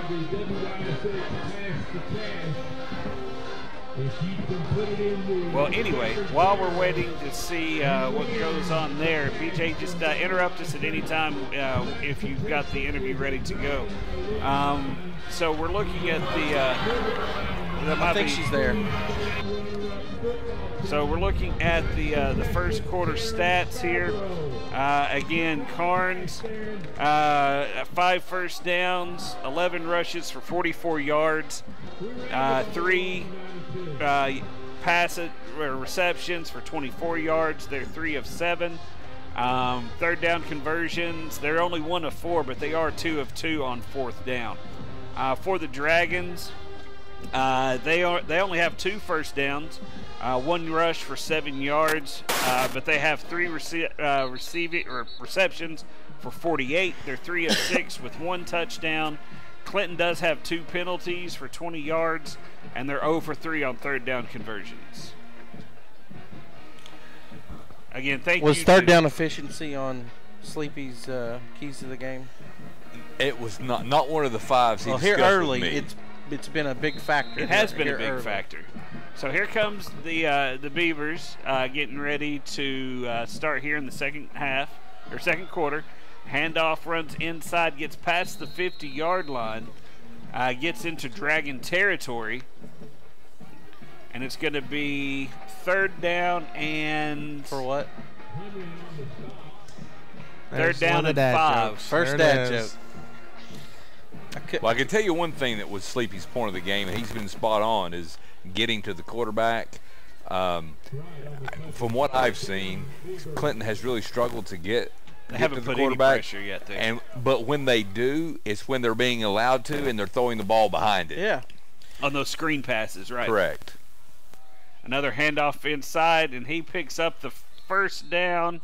He's going to be right on it, so that's going to be another 5-yard pickup for Karns. Yeah, the defensive staff for Clinton is going to have to make some adjustments to keep some linebackers at home to pick up that screen. It looks like they've added some size inside. They put in number 78. They've still got Severs next to him. The defensive ends, I think, look a little bit smaller. I don't know if they're going to have to pull a safety up from being so far back, throw in an extra linebacker or something, but they're going to need to do something in order to try to slow down this running game. The athletes that Clinton has, they can play man-to-man on the outside. They need to bring their safety down. Play action once again, throws to the fullback. I'm telling you, it's got to be fatigue. He's been used so much here in the first half. Clinton is staying right with him on any time he leaks out of the backfield. He's not getting any open passes like he got there in the first quarter. Second down and 10. I don't know if this quarterback doesn't have the arm to go deep to number 6, but I'm telling you what, he's had some opportunities with number 6, 20, 25 yards down the field, and it doesn't seem to be an option for them. Walker Lockhart is their receiver. 6'2" is what he's listed at 180. Yeah. Hands off to number 3, and he's going to be stopped stop there. Big stop by number 2, Hunley. Hunley comes up, and he's the first Dragon to meet him. Nice gang tackle. And that's what you've got to do. You've got to swarm to the ball and get them down. No arm tackles on these guys. They're too big. You got to meet them head up and get them all the way to the ground. I will say this offensive line for Karns, they appear to be pretty good sized. Well, they're doing their job. They're getting a lot of protection for their quarterback, and like I said, and making some holes for those running absolutely. backs. I'm watching this guard on the left side, left guard. He's pulled on a couple of them, and he's a big guy. There he goes again. I don't know why he doesn't go all the way to the outside. You see him, Jared? Yeah, he pulled.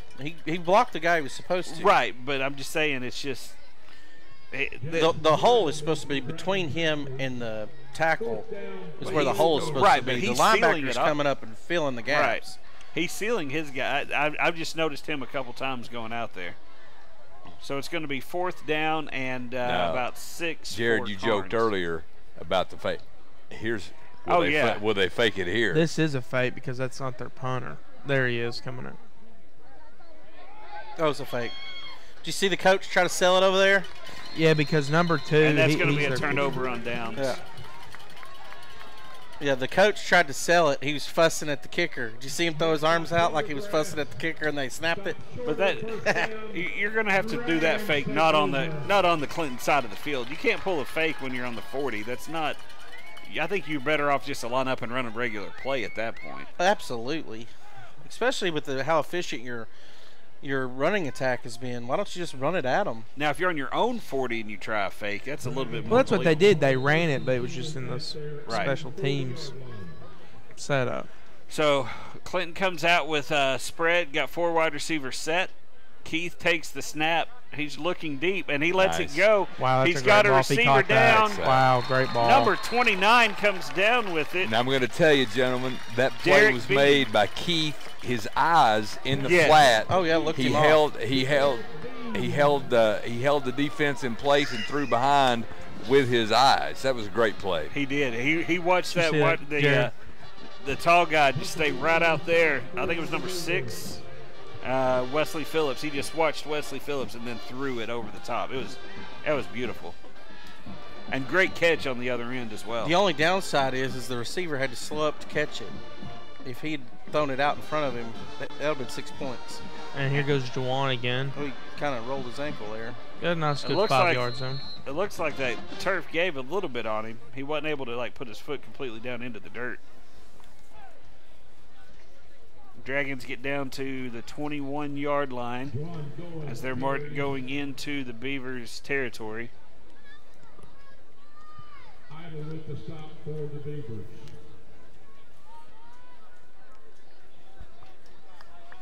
Let's see if Dragons can continue to get some penetration here. Handoff to number 9. Juwan again. He looks to like the outside. He's at the 10. Good job by the receivers 5, blocking downfield. Touchdown. I don't see. There you Laundry, arms up. Touchdown, Dragons. Great job by the receivers blocking downfield there to Juwan make that gets into happen. the end zone this time. As his last one was called back. He had an unbelievable run on that last one. This one was fantastic as well, but he gets into the end zone, and Dragons extend their lead out to 7 right now, pending the extra point. Yeah, we can. Let's go to the pylon cam. Oh, we don't have that yet. No, we're. Can we cut some holes and just strap some GoPros inside them or something?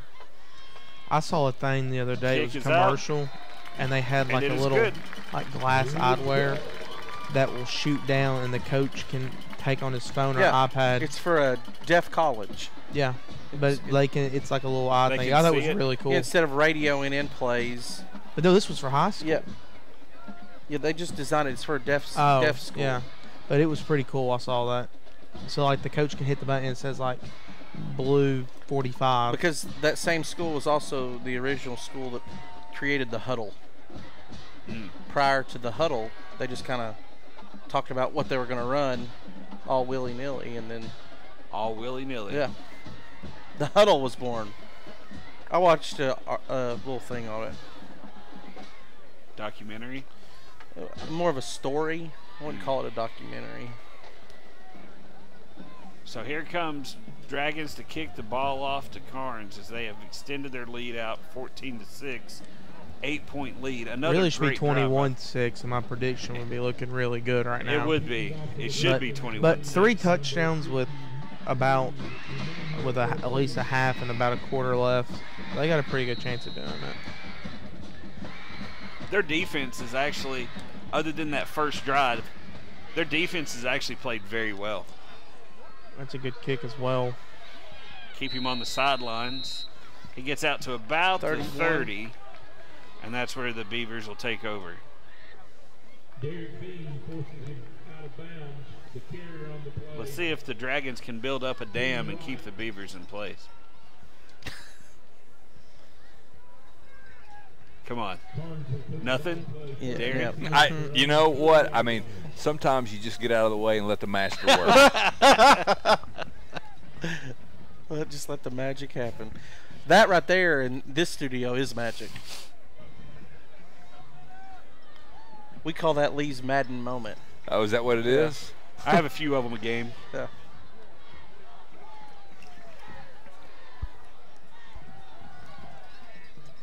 Throws it out. Slipped.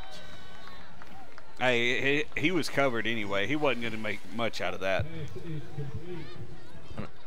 I'm cautiously optimistic by what I'm seeing by Clinton and their defense right now. I like what I'm seeing here in the last possession or two. Right. They're really starting to stiffen up a little bit, bow their neck, and be stingy with yielding those yards, and that's nice. Karns also seems to have gone away from the run game. Yeah, I think 45's wearing down a little bit. I think they're trying to get outside a little bit and trying to stay away from the defense. Yes. Yeah.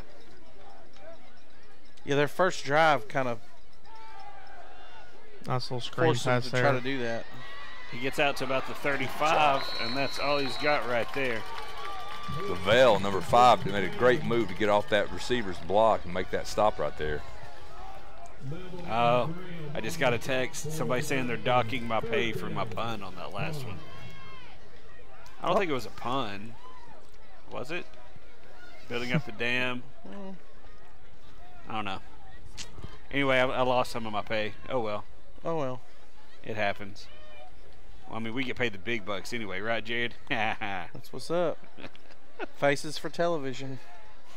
Mouths for radio. Or YouTube. I'm not sure. Here comes Karns. He's rolling out. He gone. There we go. He gone. Oh, no, he gets it out. Intentional grounding. Oh, he caught it. Oh, wow. Best offensive play they've had tonight. No, he only picked up about 4 yards, 3 yards. It's going to be 4th down and 2. Looks like maybe. They brought the punter back out, number 2. Is it a fake? No. It's a trap. It's a trap. I actually played golf with number 2 in high school when we played against Karns. Oh, did you? Yeah, I was a senior. He was a freshman. How bad did he beat you? He didn't. He didn't. That's the thing. Is he the punter? So does he have more of a pitching wedge on his foot, or is it more of a? I have no idea. I've talked wood? to him maybe 3 times in my life. That's more of a maybe a gap wedge right there. Thought we were going to see a drag and roll, but it bounced No, back and then rolled back forward. So Dragons will take over at the 34-yard line for their second possession here in the They could quarter. get one score in right here, and it really would be. They really would help the prediction. That's all he's worried about over there is the prediction. If Clinton, I just want to prove my haters wrong, like you, because you said they were going to not be that high of a score in the game. I still don't think it'll be that high of a scoring game. I think if with a score right here, I think it will be. I don't think for Karns. I think for Clinton, yeah. No, I'm with you. They're. I did my scouting report. But this offense is the best we've seen the offense look on in the games we've done. I was at the Campbell County game. That was probably their best offensive game. But right now, this is really competing with it. So he's rolling. Oh, he's looking deep Oh, again. deep. Lets it go. Wow, that's a Oh, great he's got ball. somebody. Number 7 catches Good it down catch. inside the 20-yard line. Bryson Maddox. I love that Bryson Clinton is Maddox. starting to move the pocket now. They're giving Josh a little bit more time by rolling him out a little bit, and it's buying him time, buying his receivers time to get down the field, and they're connected. Yeah, it looks like one of the Karns guys is holding his 29? ankle a little bit there. I think it's 29 for Karns. I think he was also their kick returner. Speaking of number 7, Bryson Maddox, he is the younger brother of Barrett Maddox. That is at Vanderbilt right now, playing offensive line. And also, according to my sheet, Bryson has an offer from the University of Akron. All right. So. Headed up to Ohio, possibly. Yeah. They're the Zips, I believe. I don't know. They are Zips. They are the Zips. Tennessee played them last year. They played them last year? Mm-hmm. Remind you that in about 5 I know they played them several years ago. It was last year. They also played them several years ago. So it looks like he's able Was that to get around off the what, field about the pretty well. 60s, 70s when you were alive? So I won't do that to Darren. I appreciate that. Because that's actually when he was born. I'm just happy to still be alive. That's right. We don't want any geriatric jokes around here. So Dragons come. Looks like 3 wide receivers set. Got the tight end there. 29 goes in motion. Handoff once again. This time he's going to be taken down. Oh, no! Nice Keep job, going. second Keep down. going. Fights through. Nice effort. Gets out to gets inside the 10. Felts. Or are they going to mark him right at the 10? I thought he got a little bit inside. Fantastic second effort. Keep those legs churning. It looked like somebody was going to. They had him by the jersey from behind, and I thought they were going to be able to slow him up, but he just kept going. I thought he was going to slip away into that end zone is what I thought there for a second. So it's going to be 1st and goal, it looks like, for the Dragons.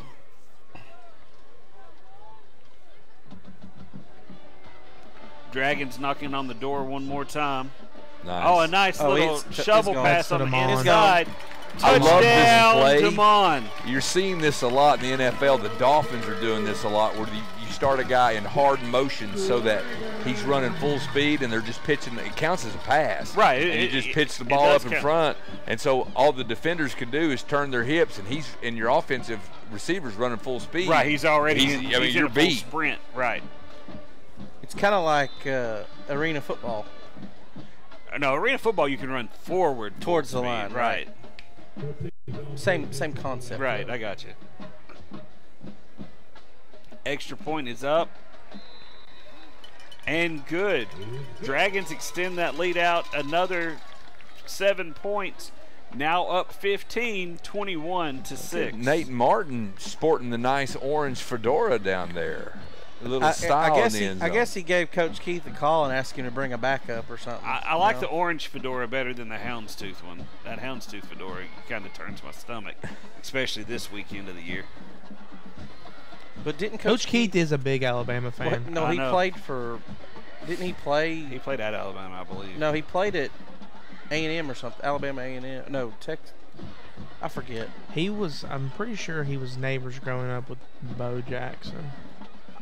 It's Bo Jackson, Barry Sanders, or Walter Payton. I can't remember which one, but I'm pretty sure it's Bo Jackson. It's one of the 3 greatest athletes. Wait. I'm If pretty- it was in I'm Alabama, That's quite a pretty sure it's Bo triumvirate right Jackson. there. if it was Alabama, it had to be either Bo Jackson or It could have been Charles Barkley though. No, it's. I'm about 85% sure it's You know who would know? Bo, Bo Jackson. Bo knows. because Bo knows.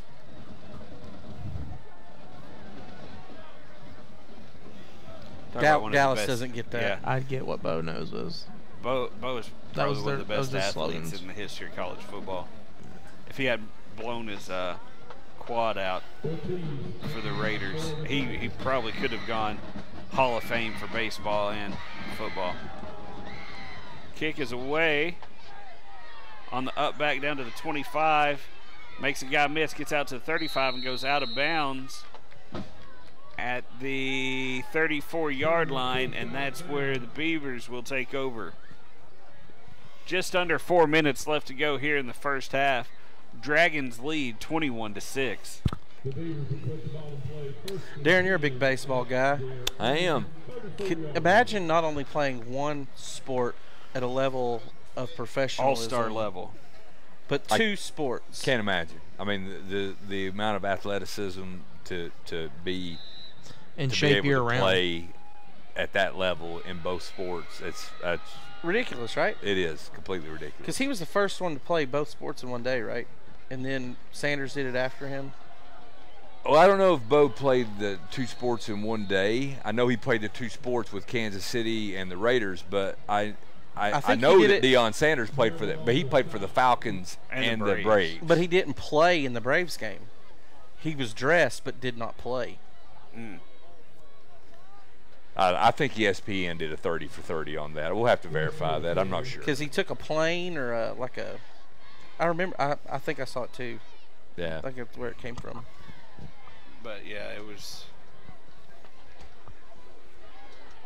So here come the Beavers. It's 2nd down and 5. Takes a snap, hands off on the inside, and that's another. Who's that got to him first? I think it's 54 there. I like the adjustments that Clinton's making defensively. They were having a hard time with the run out of the gate, but they've made some adjustments, doing a better job of keeping runners in front of them. I think the first series I was a little concerned as Karns just marched the ball down the field, but Clinton's made some nice changes. So Clinton takes a timeout. I think that's to make sure Eric Page can come back in if he's okay, but they stopped it, so they had to call a timeout.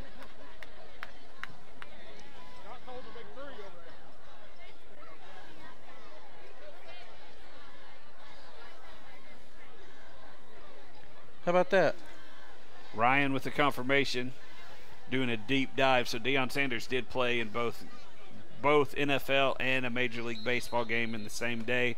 But Bo, with his Kansas City and Los Angeles being too far apart, was not able to pull off the feat. If I remember correctly, and I may be missing it, but I believe Deion may have even played in a World Series. I think it was a playoff or World Series game. He had played for the Falcons, and then he took a helicopter somewhere and played for the Braves. I'm thinking it was either World Series or playoffs. Playoffs. Yeah.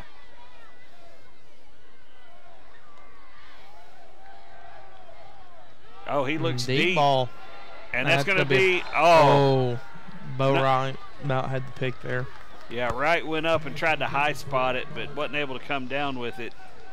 Excellent defensive play, though, trying to pick that one off by Bo Wright. And here's some more information. Jeff Cole, a.k.a. my dad, just sent it. October 11th, 1992. Sanders played in the Falcons game in Miami and then flew to Pittsburgh, hoping to play in the Braves League Championship Series game LCS, yep, against the Pirates that evening. Became the first athlete to play in 2 professional leagues in the same day. Sanders, however, did not appear in the baseball game that night. So Jared was right. Yep. But he was on the roster and he was there. He was there. He just did not check in. He was dressed. He was not. I believe DH. Otis Nixon was playing center field for the Braves that day. He did not. You can check me on did that not one get too if you pitched want hit. to. Otis Nixon was playing center field for the Braves that day. You know, sometimes on these plays, you just gotta make a play. And I didn't catch the number, but there was one Clinton defender on that side of the field when they ran that reverse action, and did a good job staying at home, slowing him home, pushing him out of bounds. So, sometimes you just got to beat the guy in front of you, and he was if had he gotten beat, I think that might have worked out poorly for the Dragons. On those plays, they want the offensive player to make one person miss. Like, that's their goal, is to get in a one-on-one situation. He's rolling to the right. He throws on the run. I think they called it down. They call it, it's going to as a trap. Pass is incomplete. Right here, while we have the score up, if anybody was wondering, the Oliver Springs and Coalfield Jackets scores 7-7 heading into halftime. Rivalry game. Yeah, Coalfield. Was it the Yellow Jackets? Yellow Jackets, yeah. See, that always confused me because they're orange. It's not the Green Jackets, it's the Yellow Jackets. I didn't say Green Jackets. I'm just messing with you, Dallas. It's actually the Aqua Jackets. See if we got any other games. Yeah, but I don't have my cellular device. I do. I just don't have the what's it called, Mr. T's. I used Coach T. I used X formerly as. I thought it was Mr. T. I pity the fool that ain't watching this game. And they blew that play late. We're gonna find an update. Thanks to my good friend, Mr. Ben Downs, keeping us up to speed on whatever was formerly Twitter. It's 14-0 Mavericks over the Gibbs Eagles. Congratulations, they have a field again. They spent 24 months without a football field. Oh, that's right. Oh, number 3 seems to be hurt pretty bad over there. I don't know why the refs waited so long to blow that play dead. He was wrapped up. So they're giving him forward progress out here to the 49, but he was tackled back at the 40. Well, they blew the play dead a while. They just let him push him back there.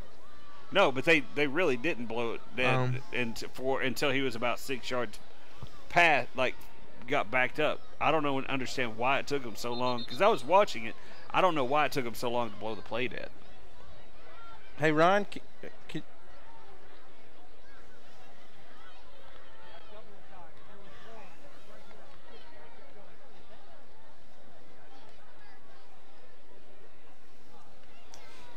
all right, our sister station from over in the Ridge will be covering Clinton and Heritage next week, BBB Channel 12. And for all you Clinton faithful out there, you can tune in there to watch the game. And if you'd like to watch Anderson County, you can tune in to our new channel, 1083. 1083. Next week. As Anderson County plays South Doyle. I think he's short, ain't he? Nope. No, I don't think it. No, they didn't. He's about a yard short.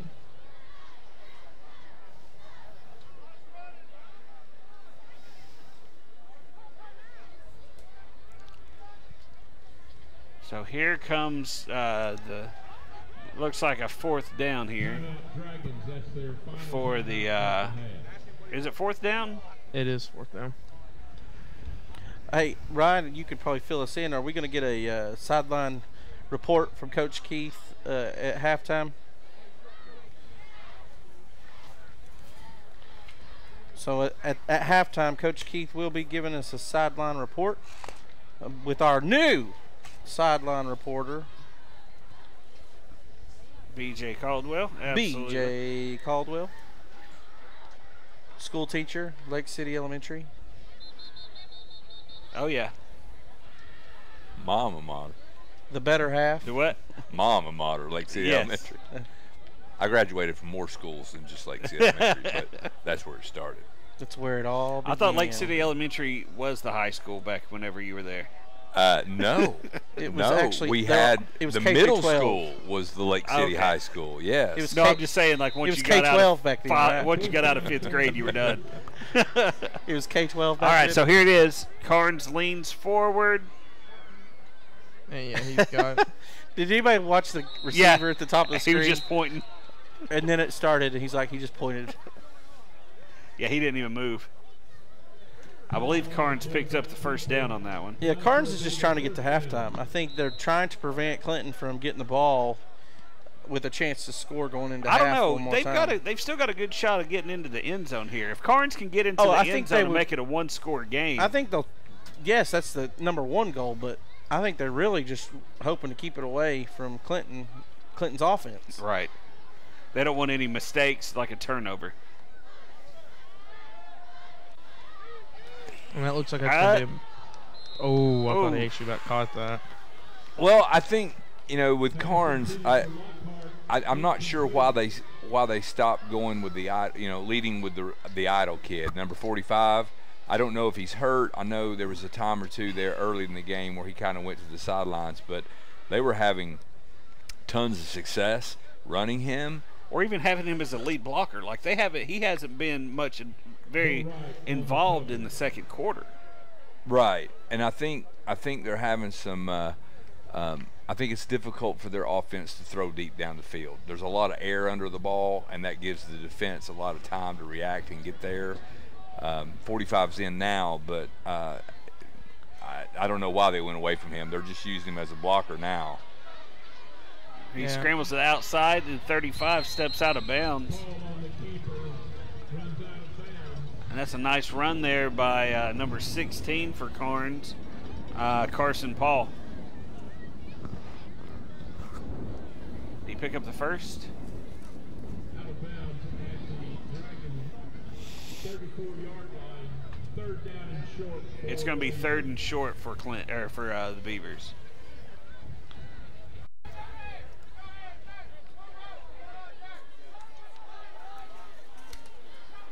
They're not lining up for the quarterback push. No, not on this one. throw it to the outside. Boom. Ooh. Make a play. Hey. There Nice, you go. nice That was open field tackle there by number 29 for the Dragons. He ran around the receiver once he saw that screen starting to develop and made a great play in the backfield. Derek Bean, excellent open field tackle. TFL, That's what you need. TFL right there. TFL, tackle for loss. That's exactly what you want to see out there. I mean, broke down. He didn't go for any type of movement. Went straight at the guy's feet, knocked him down. Gonna have to bring your lunch pail for one more play though. 4th and 3 or so.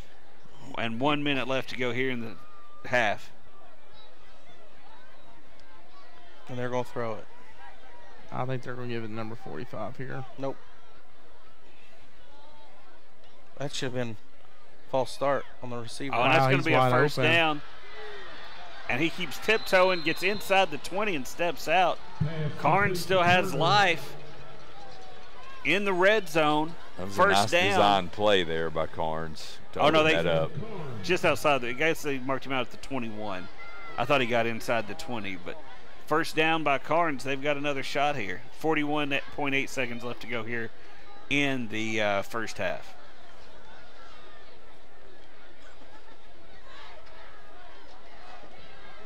Once we hit halftime, our sideline reporter, BJ Caldwell, is going to do her best to catch up with Coach Keith going into the locker room and see what his thoughts are on Clinton's first half. Nice. And a sack. Number 41? No, 20. 20. Something. I think 20. 21. 21, Gage Warren gets the sack. Karns had to take a timeout. So it's going to be second down and 14. Timeout Beavers. Coach Keith coaching up his defense over there. He is the head coach and defensive coordinator.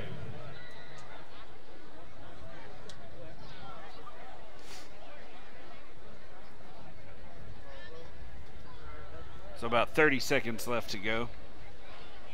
I know we've still got Karns driving here, but Dallas, what are your thoughts so far on the first half by the Dragons?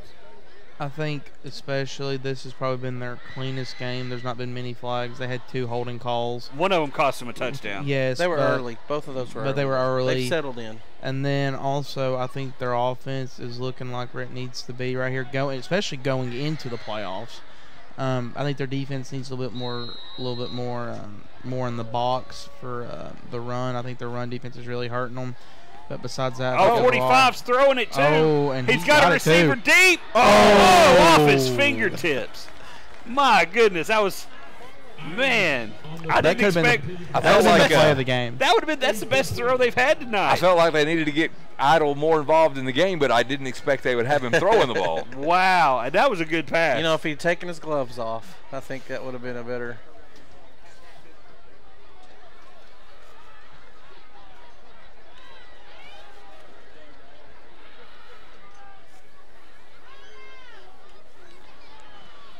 So here comes Karns. 24.9 seconds to go. But that's my first half review. 3rd and long, really long. What was your first half review? With The 24 offense seconds? looked Good really offense. Defense needs to step it up. Less flags. And It that's could going to be be a pick. intercepted. That might be to the He's at crib. the 20, 30, cuts back across, and he's going to be taken down at about the 38-yard line. By Bo Wright. Bo Wright with the pick. He steps right in front of that route, picks it off, and that's exactly what the Dragons needed in order to make sure they still had this 3-score lead. And I feel like the Dragons could go score right here because Well, I I think guess they could have. score lead. I think they have all 3 of their timeouts. We only got 14 seconds left. Iowa with the tackle. First down for the Dragons.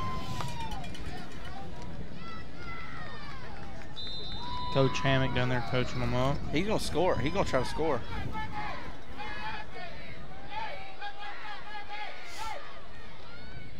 I'm let's see what cautious, the- gentlemen. For me, I'd take a knee and just go in with your lead.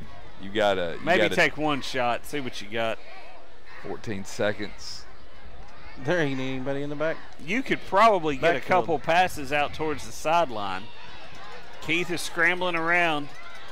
Oh.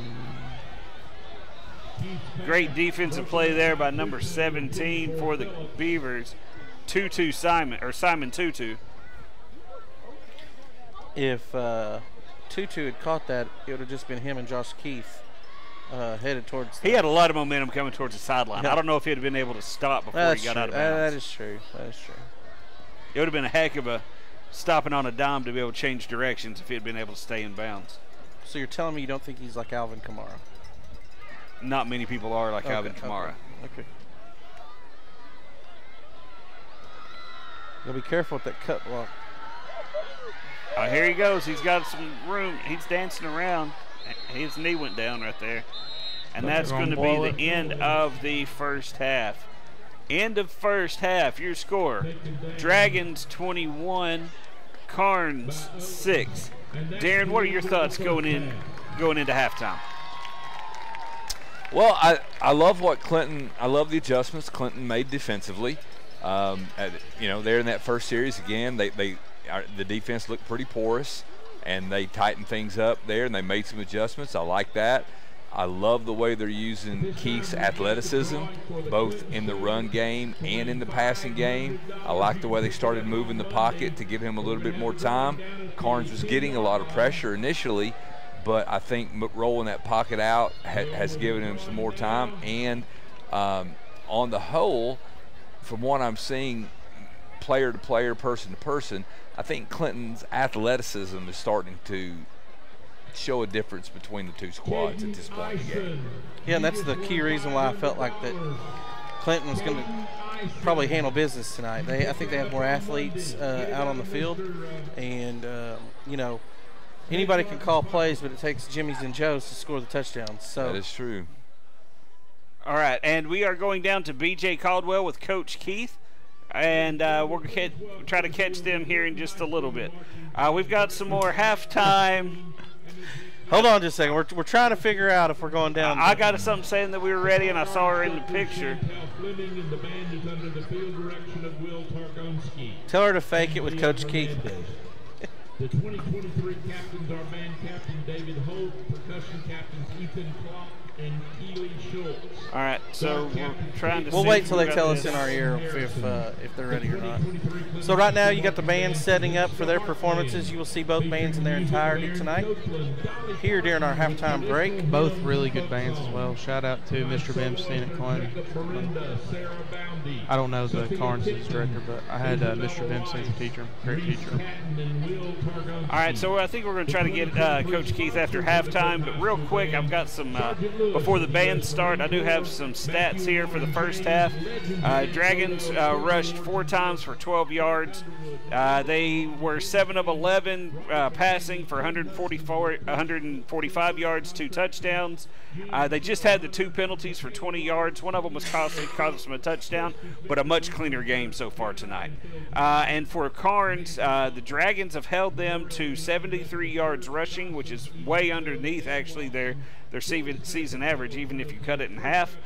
They've held them to 10 of 20 passing for 56 yards, no touchdowns, 1 interception, and the biggest stat that I think shows what the Dragons have been able to do is third down conversion. Karns is 2 of 11, but unfortunately they are 5 of 6 on 4th down. But we're going to go down and we'll try to get some more stats and different things for you. We're going to go back live to the field and get Clinton's band performance and Karns. Thank you all so much for watching, and we'll be back after halftime here on ACTV Sports.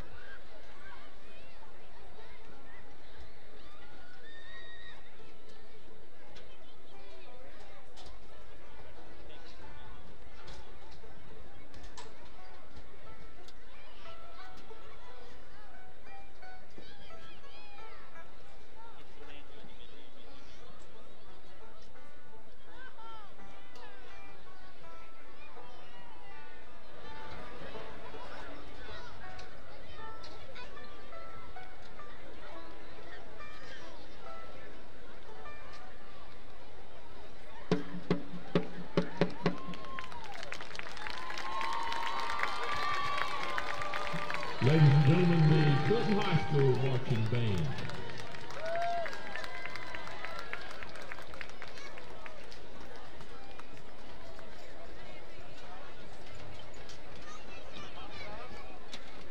Ladies and gentlemen, please welcome to the field the Karns High School Fighting Beaver Marching Band. For 69 years, the award-winning band has represented Karns High School in the Karns community with performances in over 10 states, 2 foreign countries, and the District of Columbia. The director of bands is Jimbo Crawford Jr. Assistant directors are Landon Brady, Nat Gallagher. Color guard directors are C.J. McCrory and Emily Shirley. Additional staff includes Clayton Arwood, Emily Ayers, Lydia Best, Michael Comasalo, John Klong, Callie Jane Crawford, Ella Crawford, Jacob Fowler, Faith Gray, J.T. Hicks, Chris Justice, Piper McGlowan, Meredith Morgan, Courtney Morris, and Laney Puhal. A special thanks to the Karns Band Boosters, Board of Directors, of volunteer personnel Leslie Russell, Stacy Lloyd, Tracy Slice, Sheila Hancock Lloyd, and Bailey Hanson. The band would also like to thank the team of dedicated volunteers who work tirelessly for the program and continue to support its growth year after year. The Karns Band is sponsored by Furry Land Mobile Grooming and Lloyd's Electric Service. The Karns Band will be presenting the 2023 program Icarus, The Rise and Fall, with music arranged by Jimbo Crawford, Landon Brady, and Nat Gallagher. Visual design is by Jordan Pittner. The 2023 Karns Band drum majors are Amelia Brown and Isabella James. Soloists include Bryson Smith, Aaliyah Russell, and Miguel Gonzalez. The 2023 edition of Karns High School Band is currently 170 members strong, making it the largest competitive marching student organization in Knox County schools. Ladies and gentlemen, please welcome to the field the Karns Comprehensive High School Fighting Beaver Band.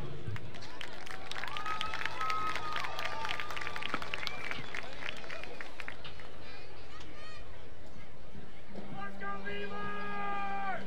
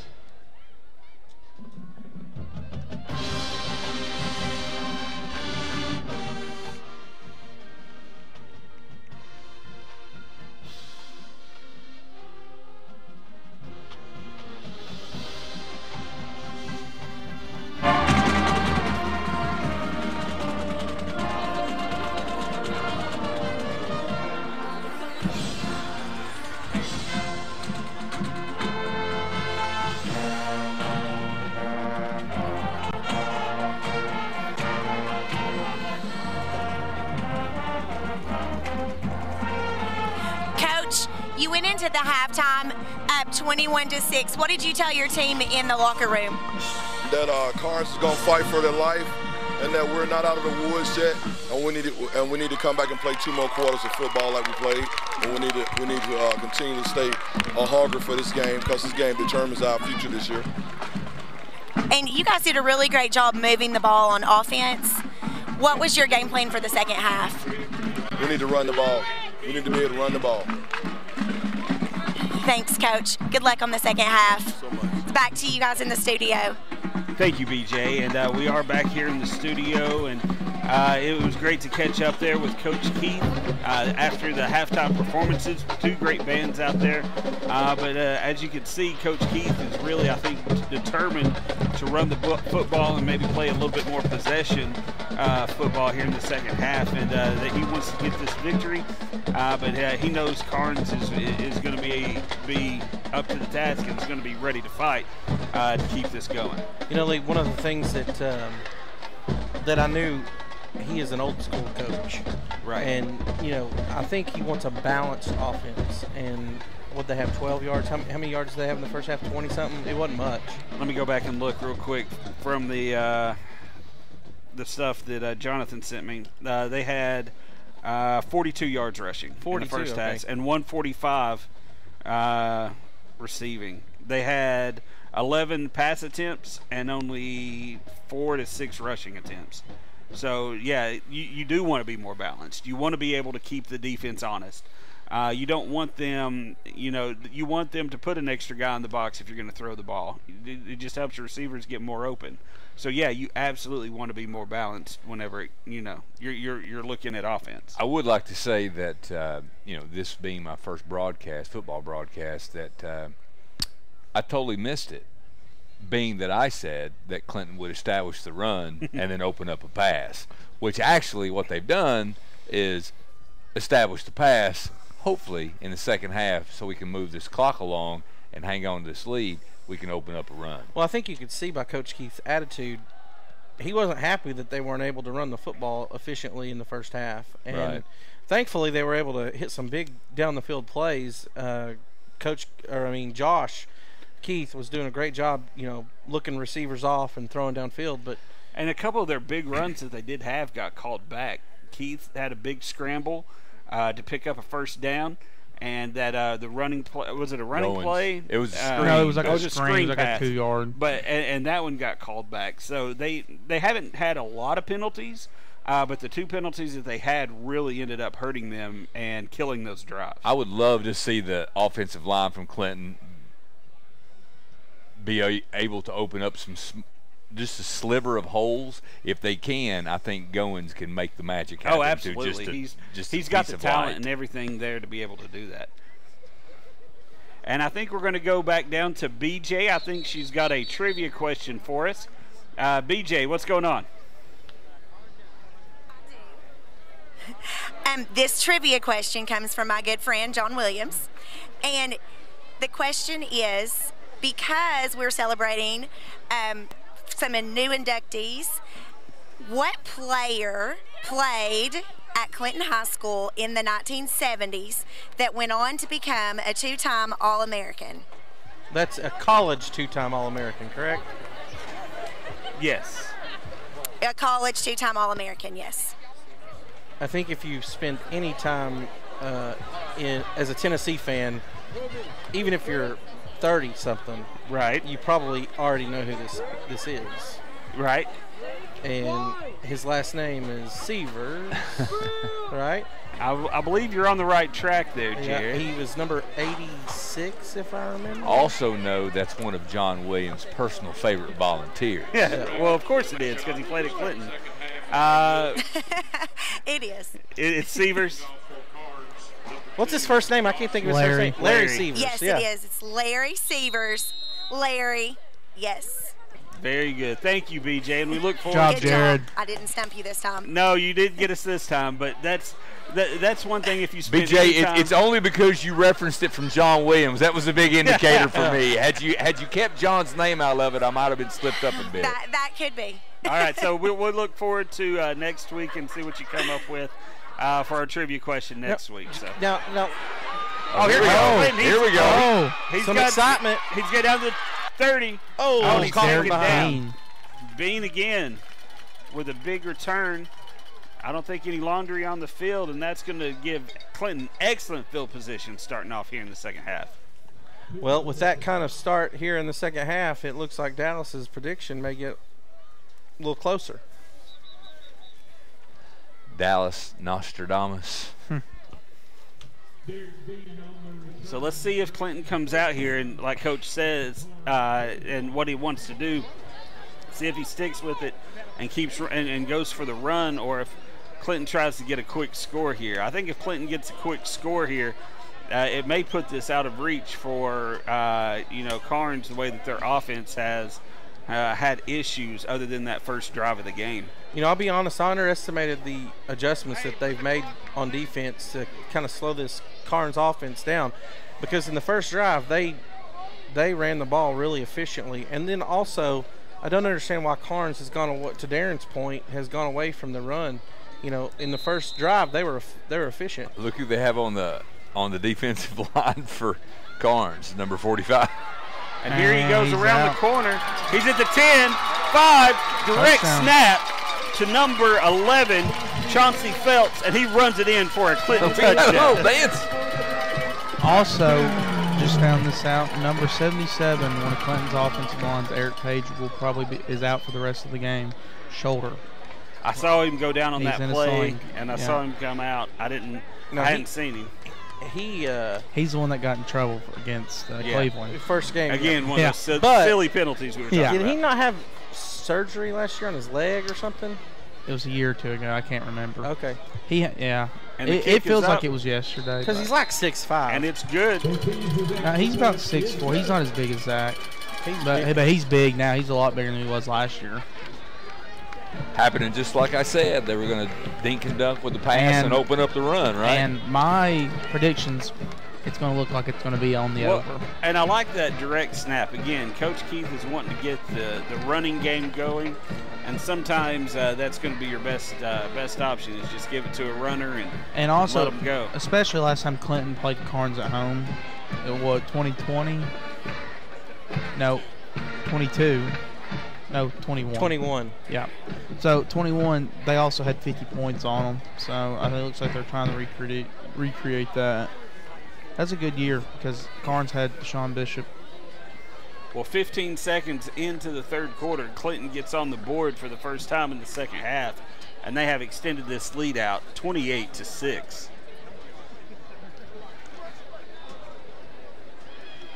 Excellent return, first off, by number 29, Derek Bean, to set up fantastic field position for the Dragons. And then a direct snap to Chauncey Phelps, and he punches it into the end zone. And that's pretty much as efficient as you can get, one play, one score. I'm hoping that's how efficient Tennessee is tomorrow. I'm hoping the offense comes alive. We were talking before the game started. Tennessee's going to have to throw for more than 144 yards to beat Alabama, I think. Oh, yeah. Now, I have to throw about 300-400 tomorrow. Well, if they can run for 230. Throw about 300-400 yards. They don't need to throw for that many. They need, not with the running attack they have. If they can run for 200. If they still rush for 150 yards, as long as they go for 250 in the air, they'll win the game. I don't know. Their defense is something special. That number 5, is it Harris? Kamal Haddon. Hayden Haddon. He took a lot for not tackling that Florida receiver and just bumping him with the shoulder in that game. But since then, he's been outstanding. Pierce is the one that's been. Yeah. You can't block the guy. You can hold him, which is what Texas A&M did. All right, number 45. There he is. He's back. He got a little rest here in halftime, and it looks like he's going to be part of their offense again. They need to keep him going. I think Darren texted the coach at Karns and said, "What are you doing, man?"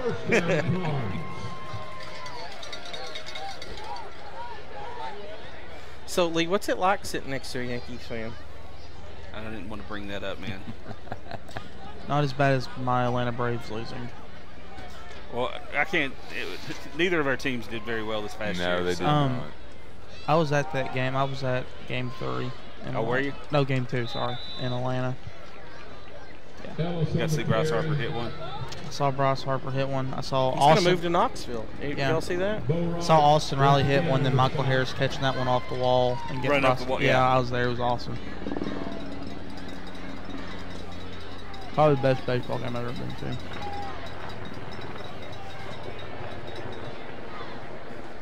So here comes Karns. Let's see what they draw up here. Yeah, they're definitely trying to shorten this ball game. Second down and about 6 for the Beavers. Shotgun formation, gets it out to the running back. And he's going to be stopped behind the line for a loss. DeMond comes up. They're and makes spotting him all the way up there. It's forward progress. Forward it's where progress. they first make contact. I don't think he made the catch there. I think he's about 2 more yards behind him. Either way, they lost a couple yards. It's going to be third So down I know and it's 9. forward progress. Yeah, it's third down and 9. He lost about 3 or 4 yards on that one. Under 10 minutes now here in the third quarter.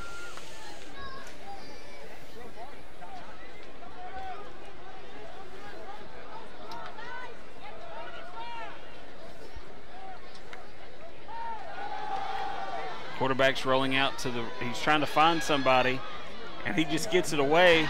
And it's going to be intercepted by Clinton Bean again, and he's returning the ball, and he gets drug out of bounds. Flag comes in. I believe that's going to be a horse collar.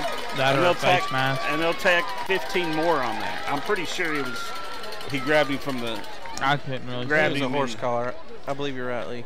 And I then gotta slinging get out my of bounds. glasses back. Derek Bean with the interception. Bean with the pick. It is going to be a horse collar on Karns, and that you're going to tack 15 more onto that. I think he pointed the wrong direction after he signaled to the horse collar.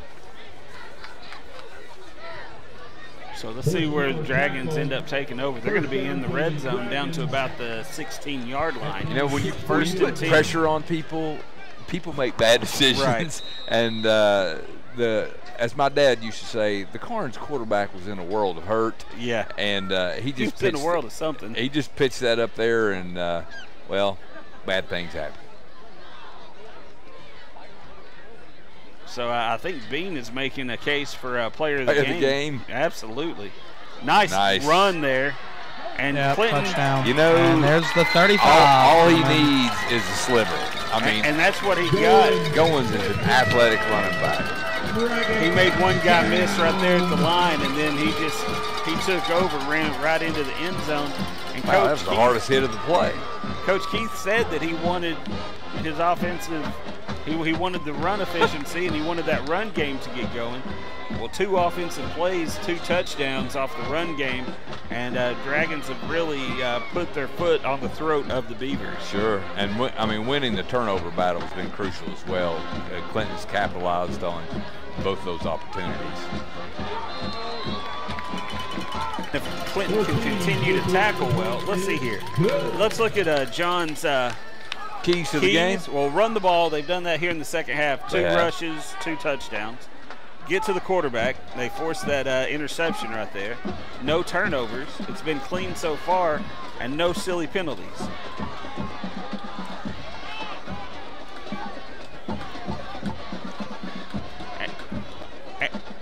And we're going to head down to BJ real quick, and we've got our dance team coach on the sideline. Go ahead, BJ. I'm with Kelsey Ellis, and the dance team coach for Clinton High School. And I was asking her about her 2022-2023 season. They went to the Nationals. So this year, what is your plan for your team?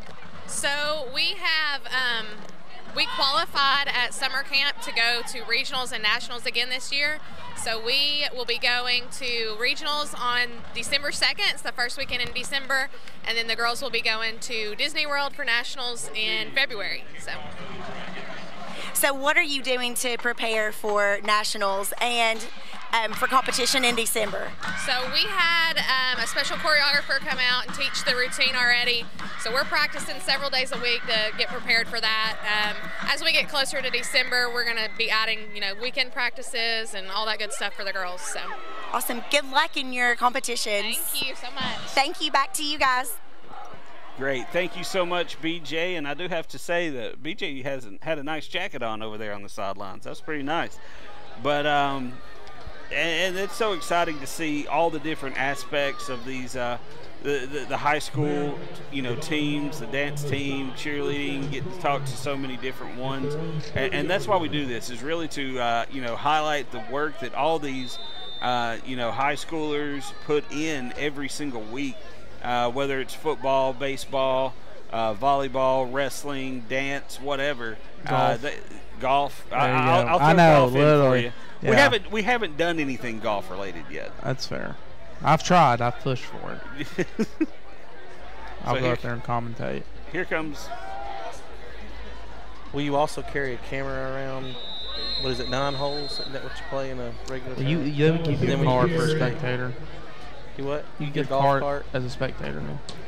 And as me being a coach, I get a card as well now. Oh, nice. Yeah, a lot different. Did you go to the TSSAA meetings and push for that? No, I did not. That's been a thing since I've been playing golf. The coach being able, that way they can hop holes and see different players. That's what I did. Here comes Karns. It's 2nd down and 5. They got the ball out to the 35. Number 1 runs it inside. And it's going to be 3rd down and 2. Picks up about 3 yards on that one. I normally would take the cart and find me like a hole, like say for example, like some team. I get right there on 7, part behind the range. I can see 6 and 7, right? And I can see 3 or 4 groups at a time. So did you coach again this year? Do what, Jerry? Coaching again this year? I will be at North Middle. Those Senators. The Fighting Senators. Came off a big district win last year. Had a boy place 4th in the state, a girl 15th in the state. So overall, really successful season, I think. And another interception for Clinton. That's Damon. Damon with an interception. He's returning it. He's at the 30. Ball. 20. Touchdown. 10. Touchdown. Dragons. Damon Marable with the interception. There is a flag on the play. Well, let's see. There may be a penalty on the play. Let's see what the penalty is real quick. So it looks like the penalty is on Clinton, so Karns will keep the ball as they signaled towards Karns. Well, Clinton's got Karns in a really tough spot right now because they're having to do something that I don't think they want to do, which is throw the ball a lot. I think Karns would rather stick to the run. Their primary effectiveness with the pass has been throwing the ball to the flat on either the left or right side. It has throwing the ball down the field has not really been their strength, and I don't really think they want to do that now. But when you're down 35-6, your options are. You're running out of options. You are. So Clinton was penalized for roughing the passer. And so they get a 15-yard penalty, and Karns kept the ball. So that's going to be a tackle for loss. They lost only about a yard. Rhett Severs cut through the offensive line and got into the backfield on that one and drug the running back down. So it's going to be 2nd down and 11 for the Beavers. I do not have the numbers on Rhett, his weightlifting, but from what I hear, they're just in the 600 club. Phenomenal. Out of this world kind of stuff. Yeah, Rhett's a beast up there, man, and his movement has gotten a lot better this year, side to side. Pickup of about 4 yards. It's going to be 3rd down and about 7 for Karns. The runner out of bounds, 3rd down, Karns. At this point, I think Karns is going to be in 4-down territory from here on forward. Once you cross the 50, it'll be a 4-down territory for Karns, which is good but also you Can know be you dangerous. know you've got to really dig in as the Clinton defense because Yeah. you know you've got to stop them 4 times.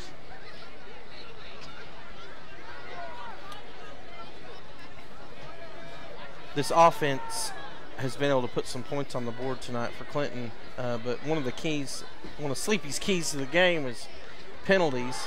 And Oh, wow, wide open across the middle.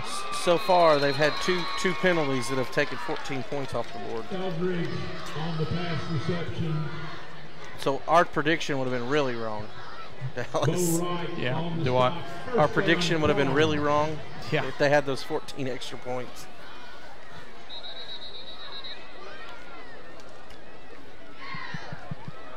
I mean, if Clinton didn't score the rest of the game, my prediction would stand. But I think they're probably going to score again from the rate, what the rate it's looking like.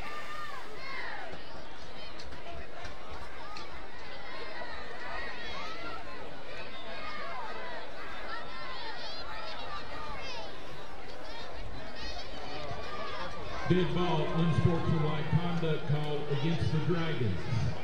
Well, maybe we revisited the keys to the game a little too soon. On this drive, we've had quite a few The roughing the silly passer, penalties. and now a personal foul. And Karns' biggest plays of this drive have been penalties on the They've Dragons. been pink flags. Is that what I thought? They looked funny. They That's are, why they're I pink. haven't seen the yellow flag drop. I was wondering why, but it's because they're using pink. So let's see if the Dragons can stiffen up here. Run right up the middle. Give it to 45. 40 strong. Oh, did the ball come out? The whistle is already blown.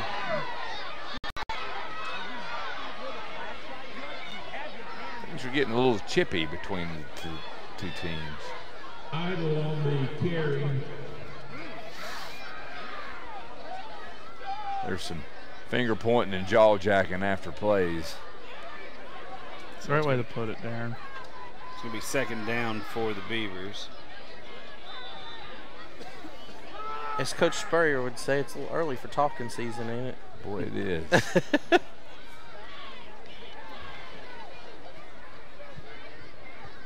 That was something he was the best at. Yeah.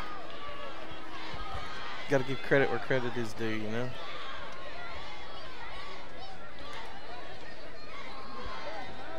Quarterback's rolling out, throws it across his body. I'm I not think sure two who would have that had was it if to. he didn't slip. Pass. It kind of dropped in the middle of all their receivers over there. It wasn't really, didn't look like it was too close. So it's going to be third down and 7 for the Beavers. One thing that they have been doing relatively well is running those little skinny post patterns, quick slants. I don't know. Not much field left here. I don't know if they have enough room. Hands off to 45. Oh, no, nice stiff 3. arm. He gets tripped up, and it's going to be fourth down for the Beavers. Let's see what they draw up here. Got an injury.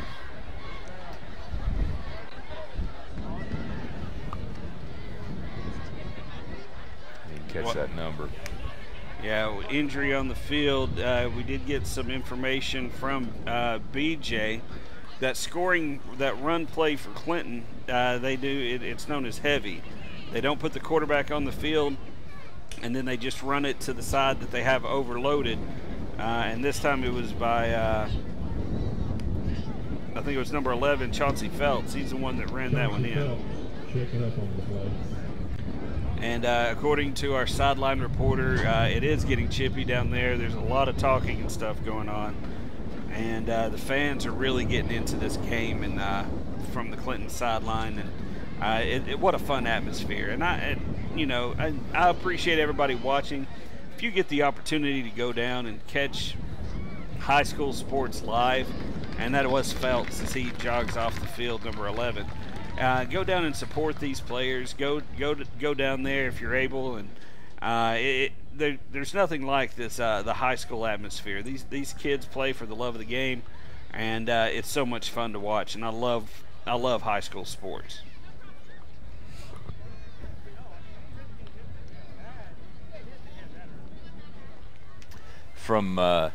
just from watching BJ's jacket change, it must be getting a little cooler out there. The wind's picked up quite a bit. The wind has picked up. I noticed that every time we get a shot of her, she's got a thicker jacket on.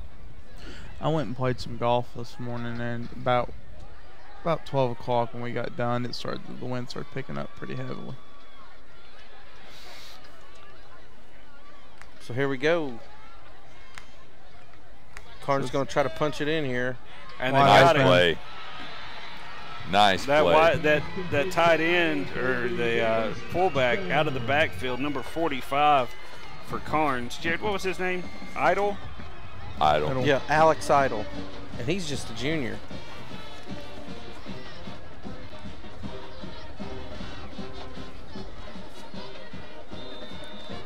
$55-0, Mavericks over the Eagles across the bridge.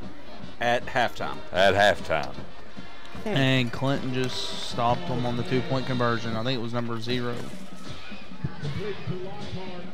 Great job there. Yeah, it looks like Jason Graham made the stop. Speaking of Anderson County, we can give a shout out to their volleyball team this weekend as they competed in the state tournament.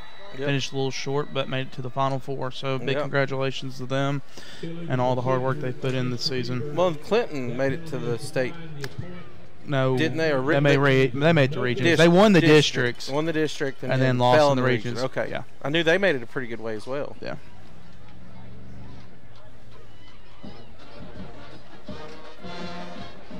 And a score of interest that my wife will be happy about. Oak Ridge leads Lenoir City 14-12 in the third quarter. Third quarter.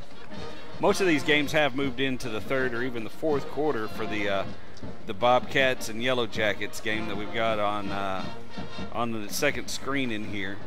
And the Yellow Jackets of Coalfield lead by 1 point, 14-13.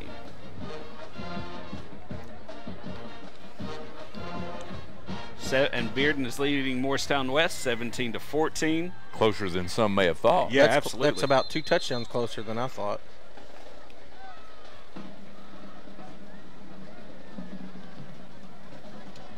The grudge match. Maryville Alcoa 14-14. It's a good game. I tell you what, there was a. Are we pulling for the Fighting Tiptons? I'm telling you what, we went to that game a few years ago because Jerry Rice was going to be there. Right around Jared's birthday, we went to the Roaming Gnome and had a. It's closed. It is closed, but Jared had one of those huge burger eating competitions. He came up short. Way short. Wasn't even close. But Jerry Rice was there. He was on ESPN, Maryville versus Alcoa. Yeah. We actually did. Yeah, it was cool. Oh, onside kick. Another onside kick. I don't know if it went 10 yards. I don't think it did. But I think either way, Clinton recovered it. Yeah. It's covered by Bo Wright, number 13. And Bo Wright has had a heck of a game. Yeah. With the interception. He's a sophomore, ain't he? He's a freshman. It does not say. Pretty sure. Right now, he's just trying to find some official to take the football. It says 2025, so I guess he's a sophomore. Yeah. It's going to be Clinton ball. It's always nice when you can start your drive in the opponent's territory. Karns is doing everything they can to try to get back into it. Clinton needs a good drive here. And I think if Clinton can, salt some time away, run the ball. They've had 2 very successful drives so far. They've had excellent field position, and they've scored off 1 play for each of them. But let's see if Dragons can put together a little bit of a drive here and maybe take some more time off the clock. Absolutely. Establish the run. Use the clock. Nice pass, number 6. Wesley Phillips. Phillips puts his arm into the guy, stiff arms him, and picks up enough for the first down. And would you keep your starters in at this point? Yes. It's too early. Yep. If you can stretch this into 42-13 or 42-12 or even 48, then you kind of look at it. But with it still being a 3-score game, 3 with. I mean, look at Heritage last night. I mean, if you have somebody that's battling an injury or something that on the line, and you've got somebody that could come in and do a serviceable job, maybe. But no, not yet. Too early in the game. Also, I need to give a shout-out to Bryson and Landon Powell. Their grandmother is in my choir. Okay. At Callahan Road. And they play for Karns? They play for Karns. Nice. So I don't want Miss Vera mad at me. No, you don't. So if she's watching online, shout out to your grandbabies.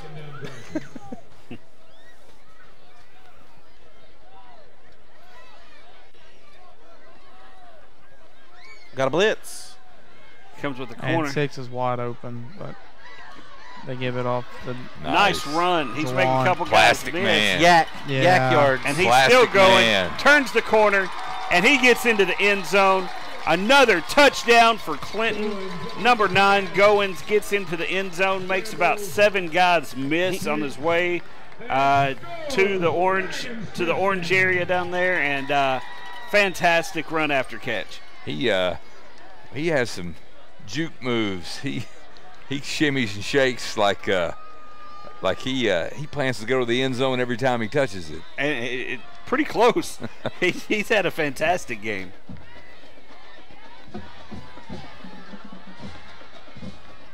And the kick is good. Dragons have extended that lead out. 30-point lead now, 42-12. Now, Lee, correct me if I'm wrong. Is it 28 points or is it 35 points where it's a continuous clock? I thought it was 25. No, it's 20. It's either 28 or 35. I can't remember. Then it's got to be 30, 28. Well, they just went over. It wouldn't have started yet. It would be after the kickoff. It'd be after the kickoff because they just got to 30. But I don't know. I don't know if it is 25. I think it is. It might be. Yeah, it might be 35 then. It's either 28 or 30. I can't remember.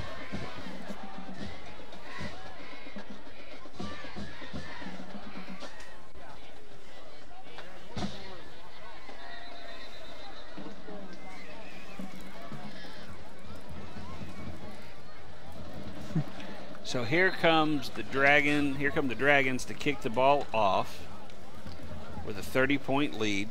3:48 left. And Dragons have played an excellent game. Somebody's not in where they're supposed to be. And did you see Coach going crazy on the sideline?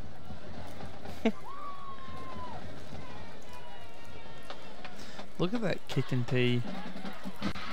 Bright green. I'd almost be afraid somebody would step on it with it matching the color of the grass so well. And the kick is away. Bounces and is fielded at about the 15. Ooh, big Gets tackle. out to about the 25, and that's where the Beavers will take over. Clinton's kick coverage has really peaked up a lot. I mean, they've covered the kickoffs especially well. Right on the return.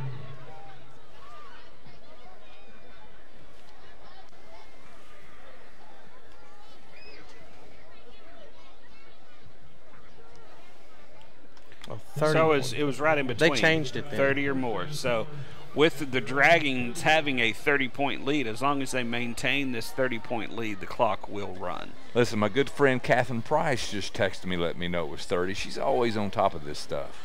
Yeah. Thank you, Mrs. Austin Price. It's the other way around. Oh.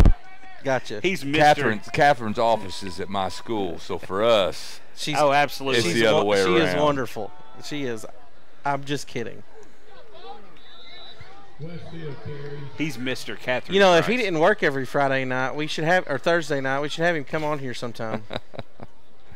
I don't think we can pay enough.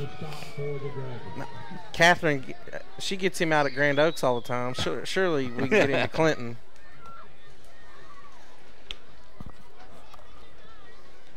So 2nd down and 9 for the Beavers.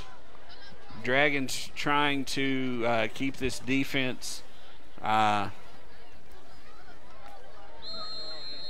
think we're going to have movement. Yeah, it's going to be a false start on the offense. And it's going to back them up 5 yards. It's going to be 2nd down and 14.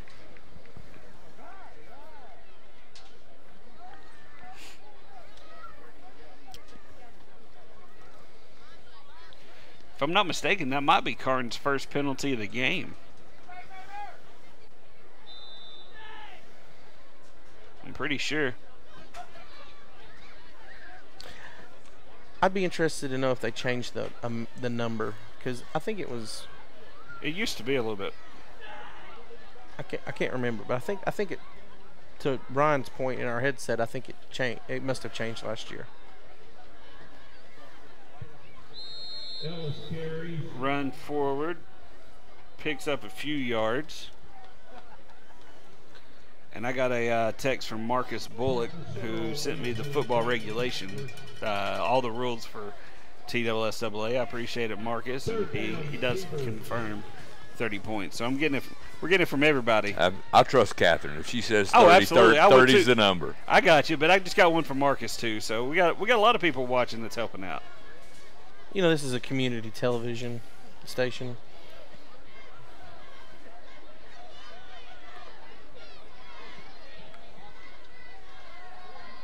Oh. Well, hello to the folks in Roane and Campbell County that are watching us tonight. Oh, wow. We've stretched our reach out. Well, you made a reference to Charlie's Pizza earlier, so That was All right. That was that that. you? Yeah, we gotta- the third Charlie's Pizza. We got to be careful. We don't want to get accused of doing any promotions for anybody. That'd be third down in Rockwood. There you go.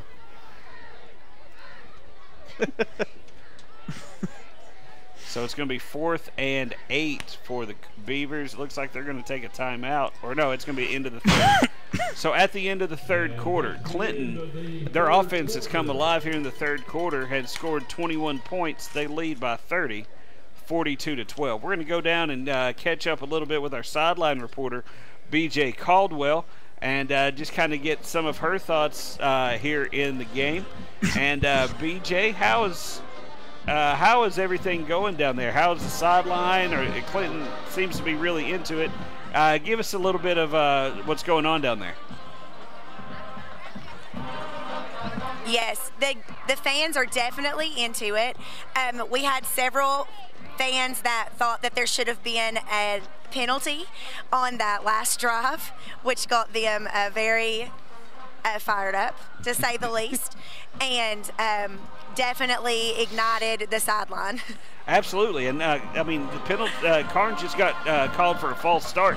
That's actually their first penalty of the game. It's been a pretty clean game so far. As far as the coaches and everything, have any of them been talking about?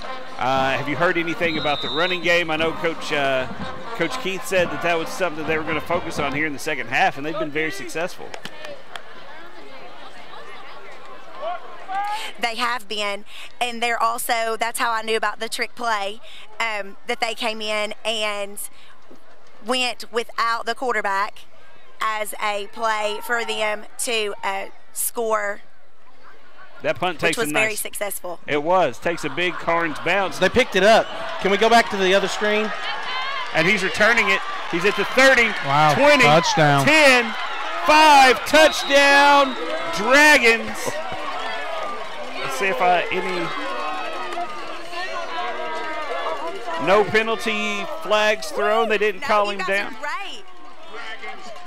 And so number 5 for the Dragons picks the ball up and scores on that touchdown. BJ, they're going to want us to talk to you more often during punt plays, evidently. The entire team came running and said, "We're so sorry." I was like, "Absolutely not. You guys were great." Oh yeah, no, they've got to celebrate. That was an excellent play, but They were. so are you enjoying your first night of sideline reporting, Beat? I love it. And you were exactly right when you said that there is just something so exciting about high school football, because the kids are out, they're playing their hearts out, and there's just there's just nothing like it. It's really fun, and then you've got some players running in front of you, but we'll catch up with you after the game. We may try to get a quick interview with player of the game, and if you want to know right now, if you could kind of let them know number 29, Derek Bean, he's the leader right now. So look for number 29 after the game, and we'll see if we can't speak to him real quick, okay?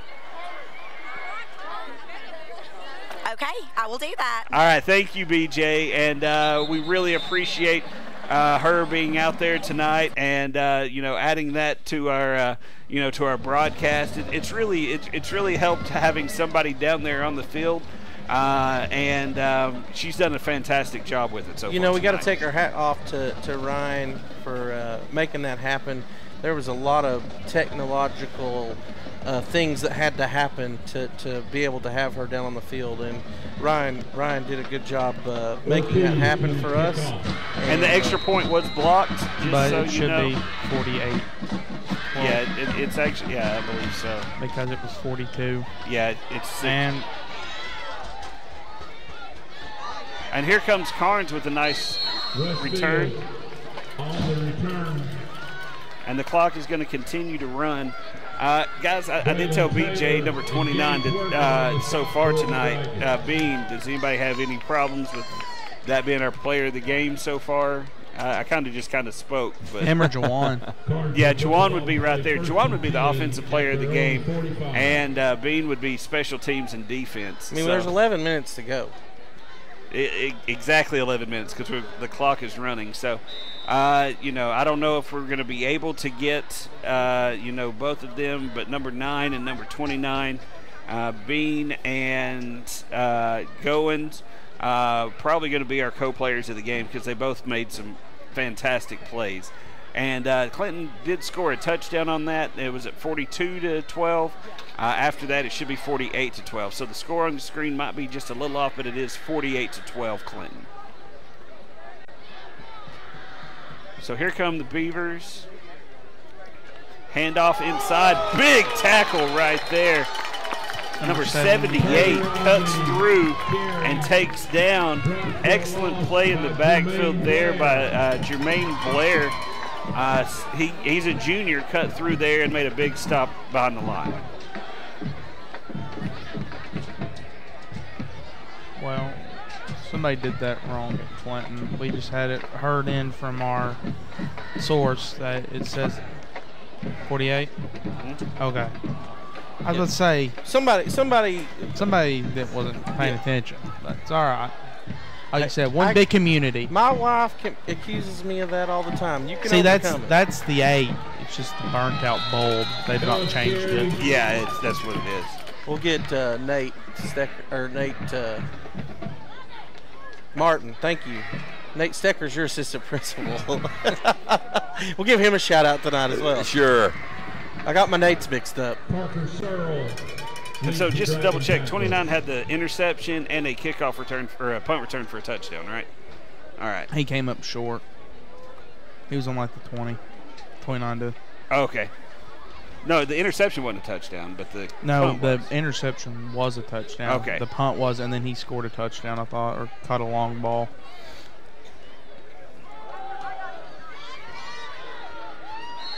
I can't help but get a little nervous at this point in the game when the score's really lopsided. You got your starters. You kind of start.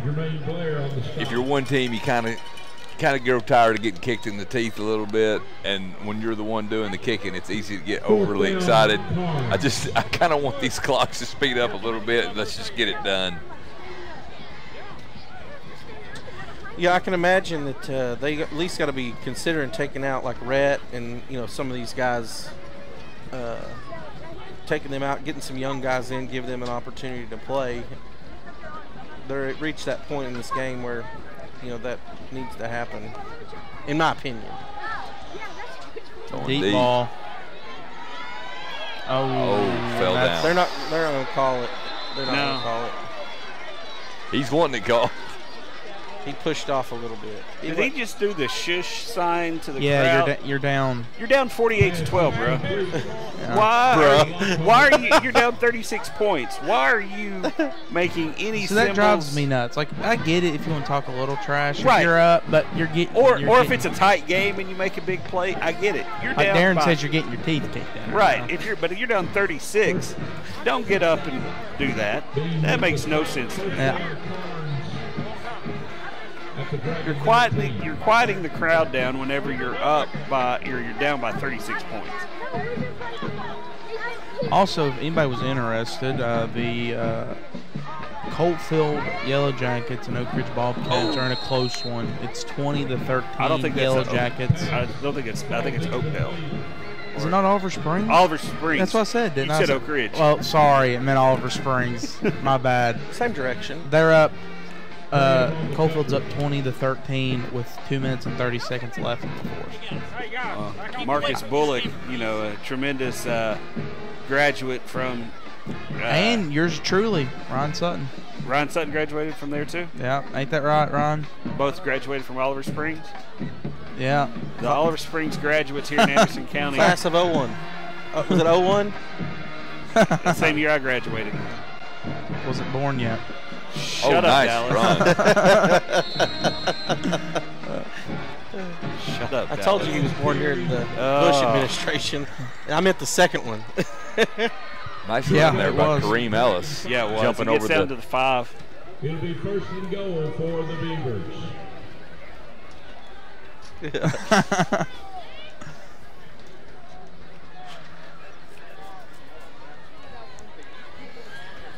Well, Darren, while we have you on here, what's going on up at CRCS? Tell us what's good up there. Well, lots of good stuff going on up there. I love the school. We, we're, trying to focus on positives and trying to get community involvement in the school. Of course, our read option with Anderson County football is still going on up there. We got a lot of, community sponsors for our different. We have our students are on point level systems, and as they earn their way up through these points, they have different opportunities to. We have different opportunities to celebrate that, and different people in the community, Ray Varner, Hammers, Chiropractic Care Center, Mexican Restaurant, La Sierra. They're very kind to us and very supportive of our kids. Andersonville First Baptist Church is another big supporter of our school. So lots of good stuff, and I'm glad that you mentioned Nate Stecker earlier, because if there's nothing that he can't do. If it's fix something, he fixes it. And people ask all the time, they say, well, what exactly do you do? And I say, well, I talk a lot. And that's it. And if you know Nate at all, Nate doesn't talk at all. No, so he's all action. He just does it. Yeah, he's a super guy himself. Absolutely. Fantastic guy. And I will have to say, you've had some staff turnover in the last couple of years, but you've got one of the best staffs I've ever had the privilege of being around.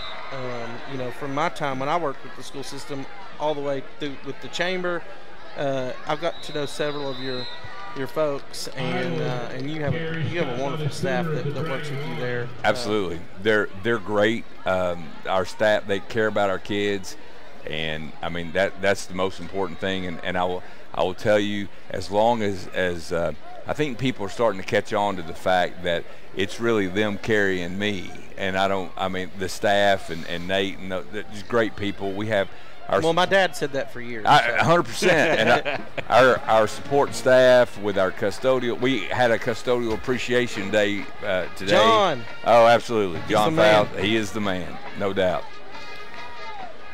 He's a good guy. And now, correct me if I'm wrong. Is it at Christmas time that you get your little band together? Up there and play some music? Little Christmas rock and roll, bunch of old guys. So, yeah.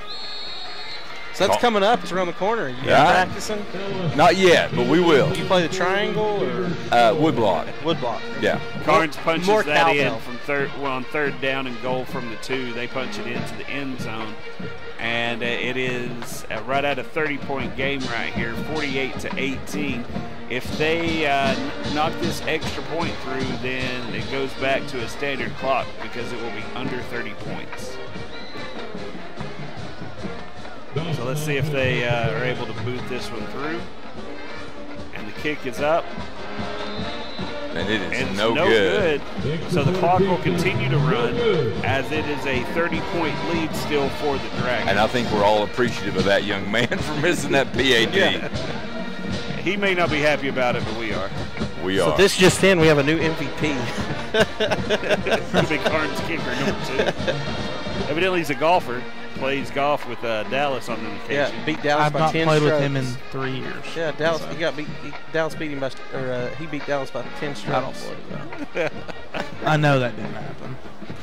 There's another one of our fine principals here in the county, Robbie Harrell. Robbie Harrell. Oh, it's ACCTC. vocational center, absolutely. He's a Clinton grad. Yes, he is. Good man. There's Rhett walking up towards the camera.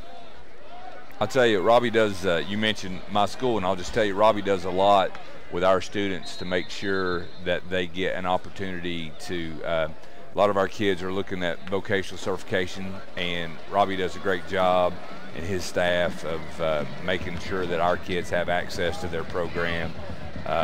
He's always has been extremely helpful.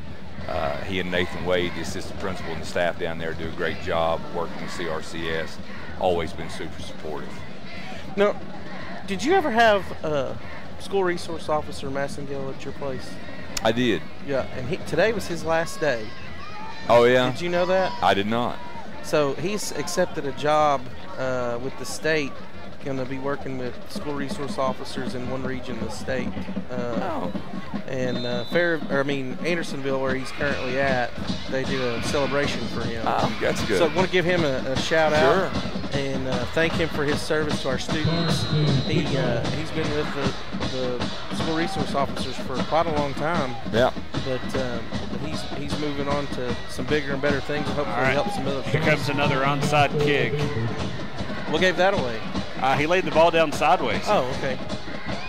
This is the third different onside kick approach they've used. So I think there's a penalty there. He touched it.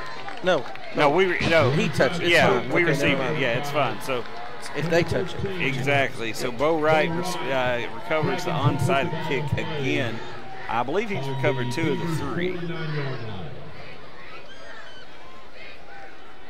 So as 4 minutes ticks down here in the fourth quarter, I think we're going to go ahead and make it official, and I think we're going to go with co-players of the game.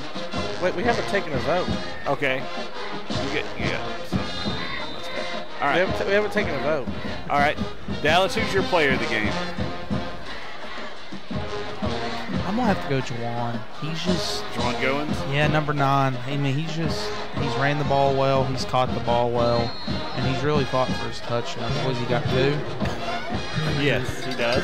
At least 2. He may have actually had another one. I know he had another one that was called back. But Jared, who's your player of the game? All kidding aside, I'm not going to say the Karns kicker. Right. I'm going to.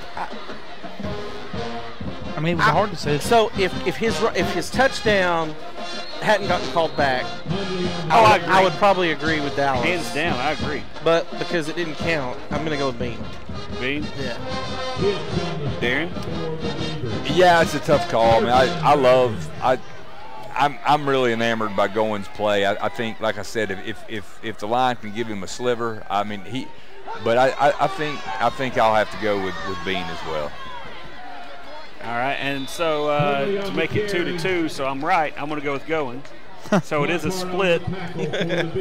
So we're going co-players of the game with Juwan Goins and Derek Bean. And I know we've talked to BJ about at least getting Derek Bean. Hopefully we can get Goins as well after the game. Again, this is something new that we're trying, so bear with us. It's the first time we've had a reporter down, or a correspondent down on the field that we are able to. Nice throw there by Keith. Was he able to stay in bounds? No, he wasn't able to catch it. So we're going to see. We're going to try to get both of them on here to just do a quick player of the game type thing for both of those players. Excellent. And you know, you can talk about Rhett, who's had a great game on offense, on the defensive line. He's made a lot of stops in the backfield. You can also talk about number 8, Damon. Yeah, Damon. He's made a lot of. He's made offensive and defensive plays. Joshua Keith, he's had a good evening. Bo Wright, a lot of unsung. He had I think he had an interception, and he's recovered a couple of the onside kicks. So Clinton's had a lot of outstanding plays and players this game, but those two really stood out to us.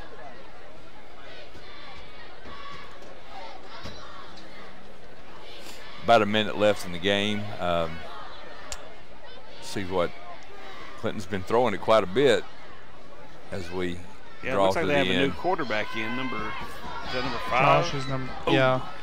Oh, he runs hard. Yeah, he does. I think it's Damian Lavelle. Yeah, that's him. He's just listed as an athlete on here, but I'm thinking he's their backup quarterback. He's done a fantastic job. We got a bunch of linemen coming out. Yeah, it looks like they're just going to run the clock here. Yeah, they're getting some of those young guys in. But a great game tonight by Clinton. Great job by all the administrators and everybody down there on the field. Looks like the Dragons also cleaned up a lot of their mistakes and penalties that they've had. Well, I don't know what. I know he's an athlete, but let's see what's going on. He eventually throws it. Oh, wow. I'm not going to lie. And that's going to be the last play of the game. And there's the final buck. Oh. Why'd they stop the clock? I think there's a flag. Oh, in lineman downfield. On a play that long, probably. And that's going to end the game. Holding on the play with a running clock. And that's gonna end it. Your final score: Clinton 48, Karns 18. And after they shake hands and everything, we're going to try to get our 2 players of the game. I was going to say also big congratulations to Clinton. First time they made the playoffs since 2018. They clinched their playoff spot, and that's exactly what they needed to do tonight. And I believe she's ready to go. BJ, if you're there, go ahead and congratulate both of them for being player of the game. We've got Jawan Goins and Derek Bean.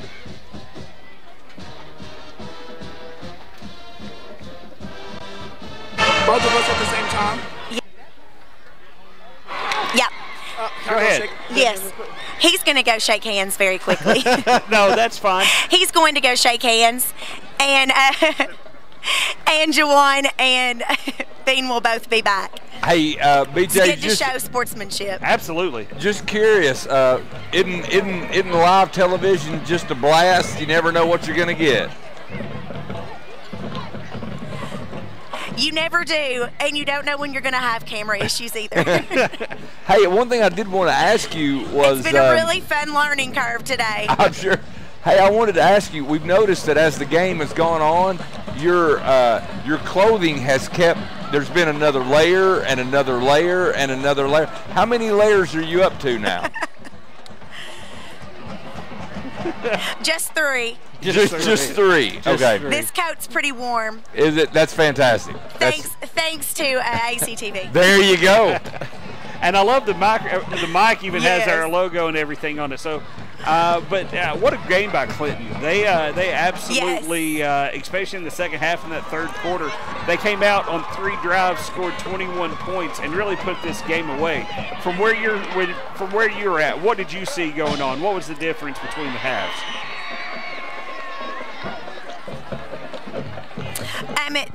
They really came out very focused, ready to play, and just very intense. Yeah, and they really did. And I see Pacey back there in the background behind you. Tell her I said hi here in a little bit. But yes, she is. All right, so there's Bean. So he had the. I definitely will. He had a interception and a punt return. Just talk to him a little bit about his game tonight. Number 29, BJ. Yes. So I am here with the co-players of the game. And Bean, what an awesome punt return. Can you tell us a little bit about that? Well, I seen my teammates. I trusted it. At first, I was pressed up because I thought it was going to be an onside kick. I trusted it. I went back for the ball. I see my teammate block him. I ran. I got hawked down. I didn't see the dude behind me. I got hawked down. It was really exciting from the sidelines. And Jawan, what a great performance on offense. Can you tell us a little bit about it? It was just fun. I had high expectations to come out here and do that. So I told Coach Keith, just trust us, Coach. We got this game in the bag. It's not like underestimating them or nothing like that, just a lot of confidence in ourselves, knowing that we had a lot to make up for and come out strong. So I just felt like I needed to do what I needed to do, and I just wasn't trying to go down. I was trying to score every time. Yes, ma'am. You guys did an amazing job, and congratulations on your win. Clinching the Congratulations playoffs. being co-players of the game.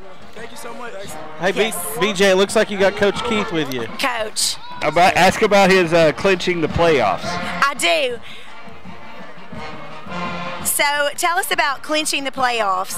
Hey, I'll be honest with you. It's been a disappointing year for the amount of talent that we have, But this is the silver lining in the rainbow or the clouds. I mean, we're going to the playoffs. We haven't legitimately been in the playoffs since 2009. So, I asked my pastor, I said, man, what am I doing wrong? He says, a test. Are you gonna trust God through the hard times and good times? So I have to attribute this win and this gelling period to God. I give all praise to Him. Awesome. And can you tell us, it seems like your offense just really clicked in the second half. What was the difference? We went back to doing what we did well. Well, simplicity is more. And we try, sometimes you can out-coach yourself. You can reinvent the wheel so much that you sand it off and make it a block. And that's what we were doing, changing the offense every week instead of doing what we do really well. Well, congratulations on the win tonight and great performance tonight, Coach. Thank you so much. Appreciate you. Thank you. Thank you, BJ, and thank Well, you guys, thank you so had much it. You're welcome. for being there on the sidelines, and we look forward to seeing you next week at Anderson County. Yes, I'm really excited to be there too. Well, I want to say one thing before BJ goes away. I've noticed, tonight this was our first game, mine and BJ's, and Clinton got the win. I'm not saying it has to do with us, but I'm not saying it's not either. You're right. You guys are and my favorite color kind of is orange. Yeah, but that's for that orange for tomorrow, and we're hoping for the orange to come out on top again. Yeah, it's definitely for tomorrow. Yeah, absolutely. Thank you, BJ. And guys, what an excellent game by the Dragons tonight. As we wrap this up and everything, Dallas, any final thoughts as we wrap this one up? Like I said, I'm really glad the offense stepped up tonight. It really showed that they can play ball, and it's really good they've started to pick it up right here going into the playoffs.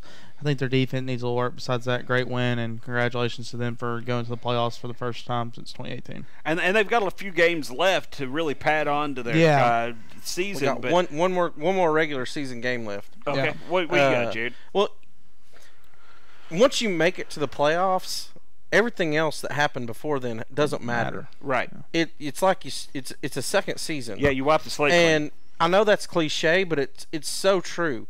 The fact that they clinched the second, I think they're the second seed, right? I think so. Behind. If they're the second seed, that means they get to play. From what I understand, they'll get to play the first game at home, and that's important. So they have a really good chance to have a great home field advantage. So to all the Clinton faithful out there, I implore you to be here for the first round of the playoffs and cheer on your team and be loud and be effective and just support these guys as they go back to the playoffs, as Coach Keith said, for the first time truthfully since 2009. I think there was a forfeit or something where they got to go, and they got to go in 2018. Yeah, they played Saudi Days. But and that 2009 team was something else. They had some great players on that team. Weston Hazelhurst, I think, was on that team. And then he came up to Cumberland's when I was there. So, hats off to him. I know Coach Keith is a little disappointed in the way that their season has kind of played out, but in all reality, your season starts over. You're right where you want to be. You're in the playoffs. You've got something to continue to play for. And that's why that's all you can ask about. The teams that are most successful are not the ones that are juggernauts when they come out at the beginning of the season. The teams that are best are the ones that can continue to get better and peak at the end of the season and be playing the best football that they can at the end of the year. All right, Darren? Well, I like to focus on the positives, And I think Coach Keith saw some good things tonight. I think he saw some good things offensively.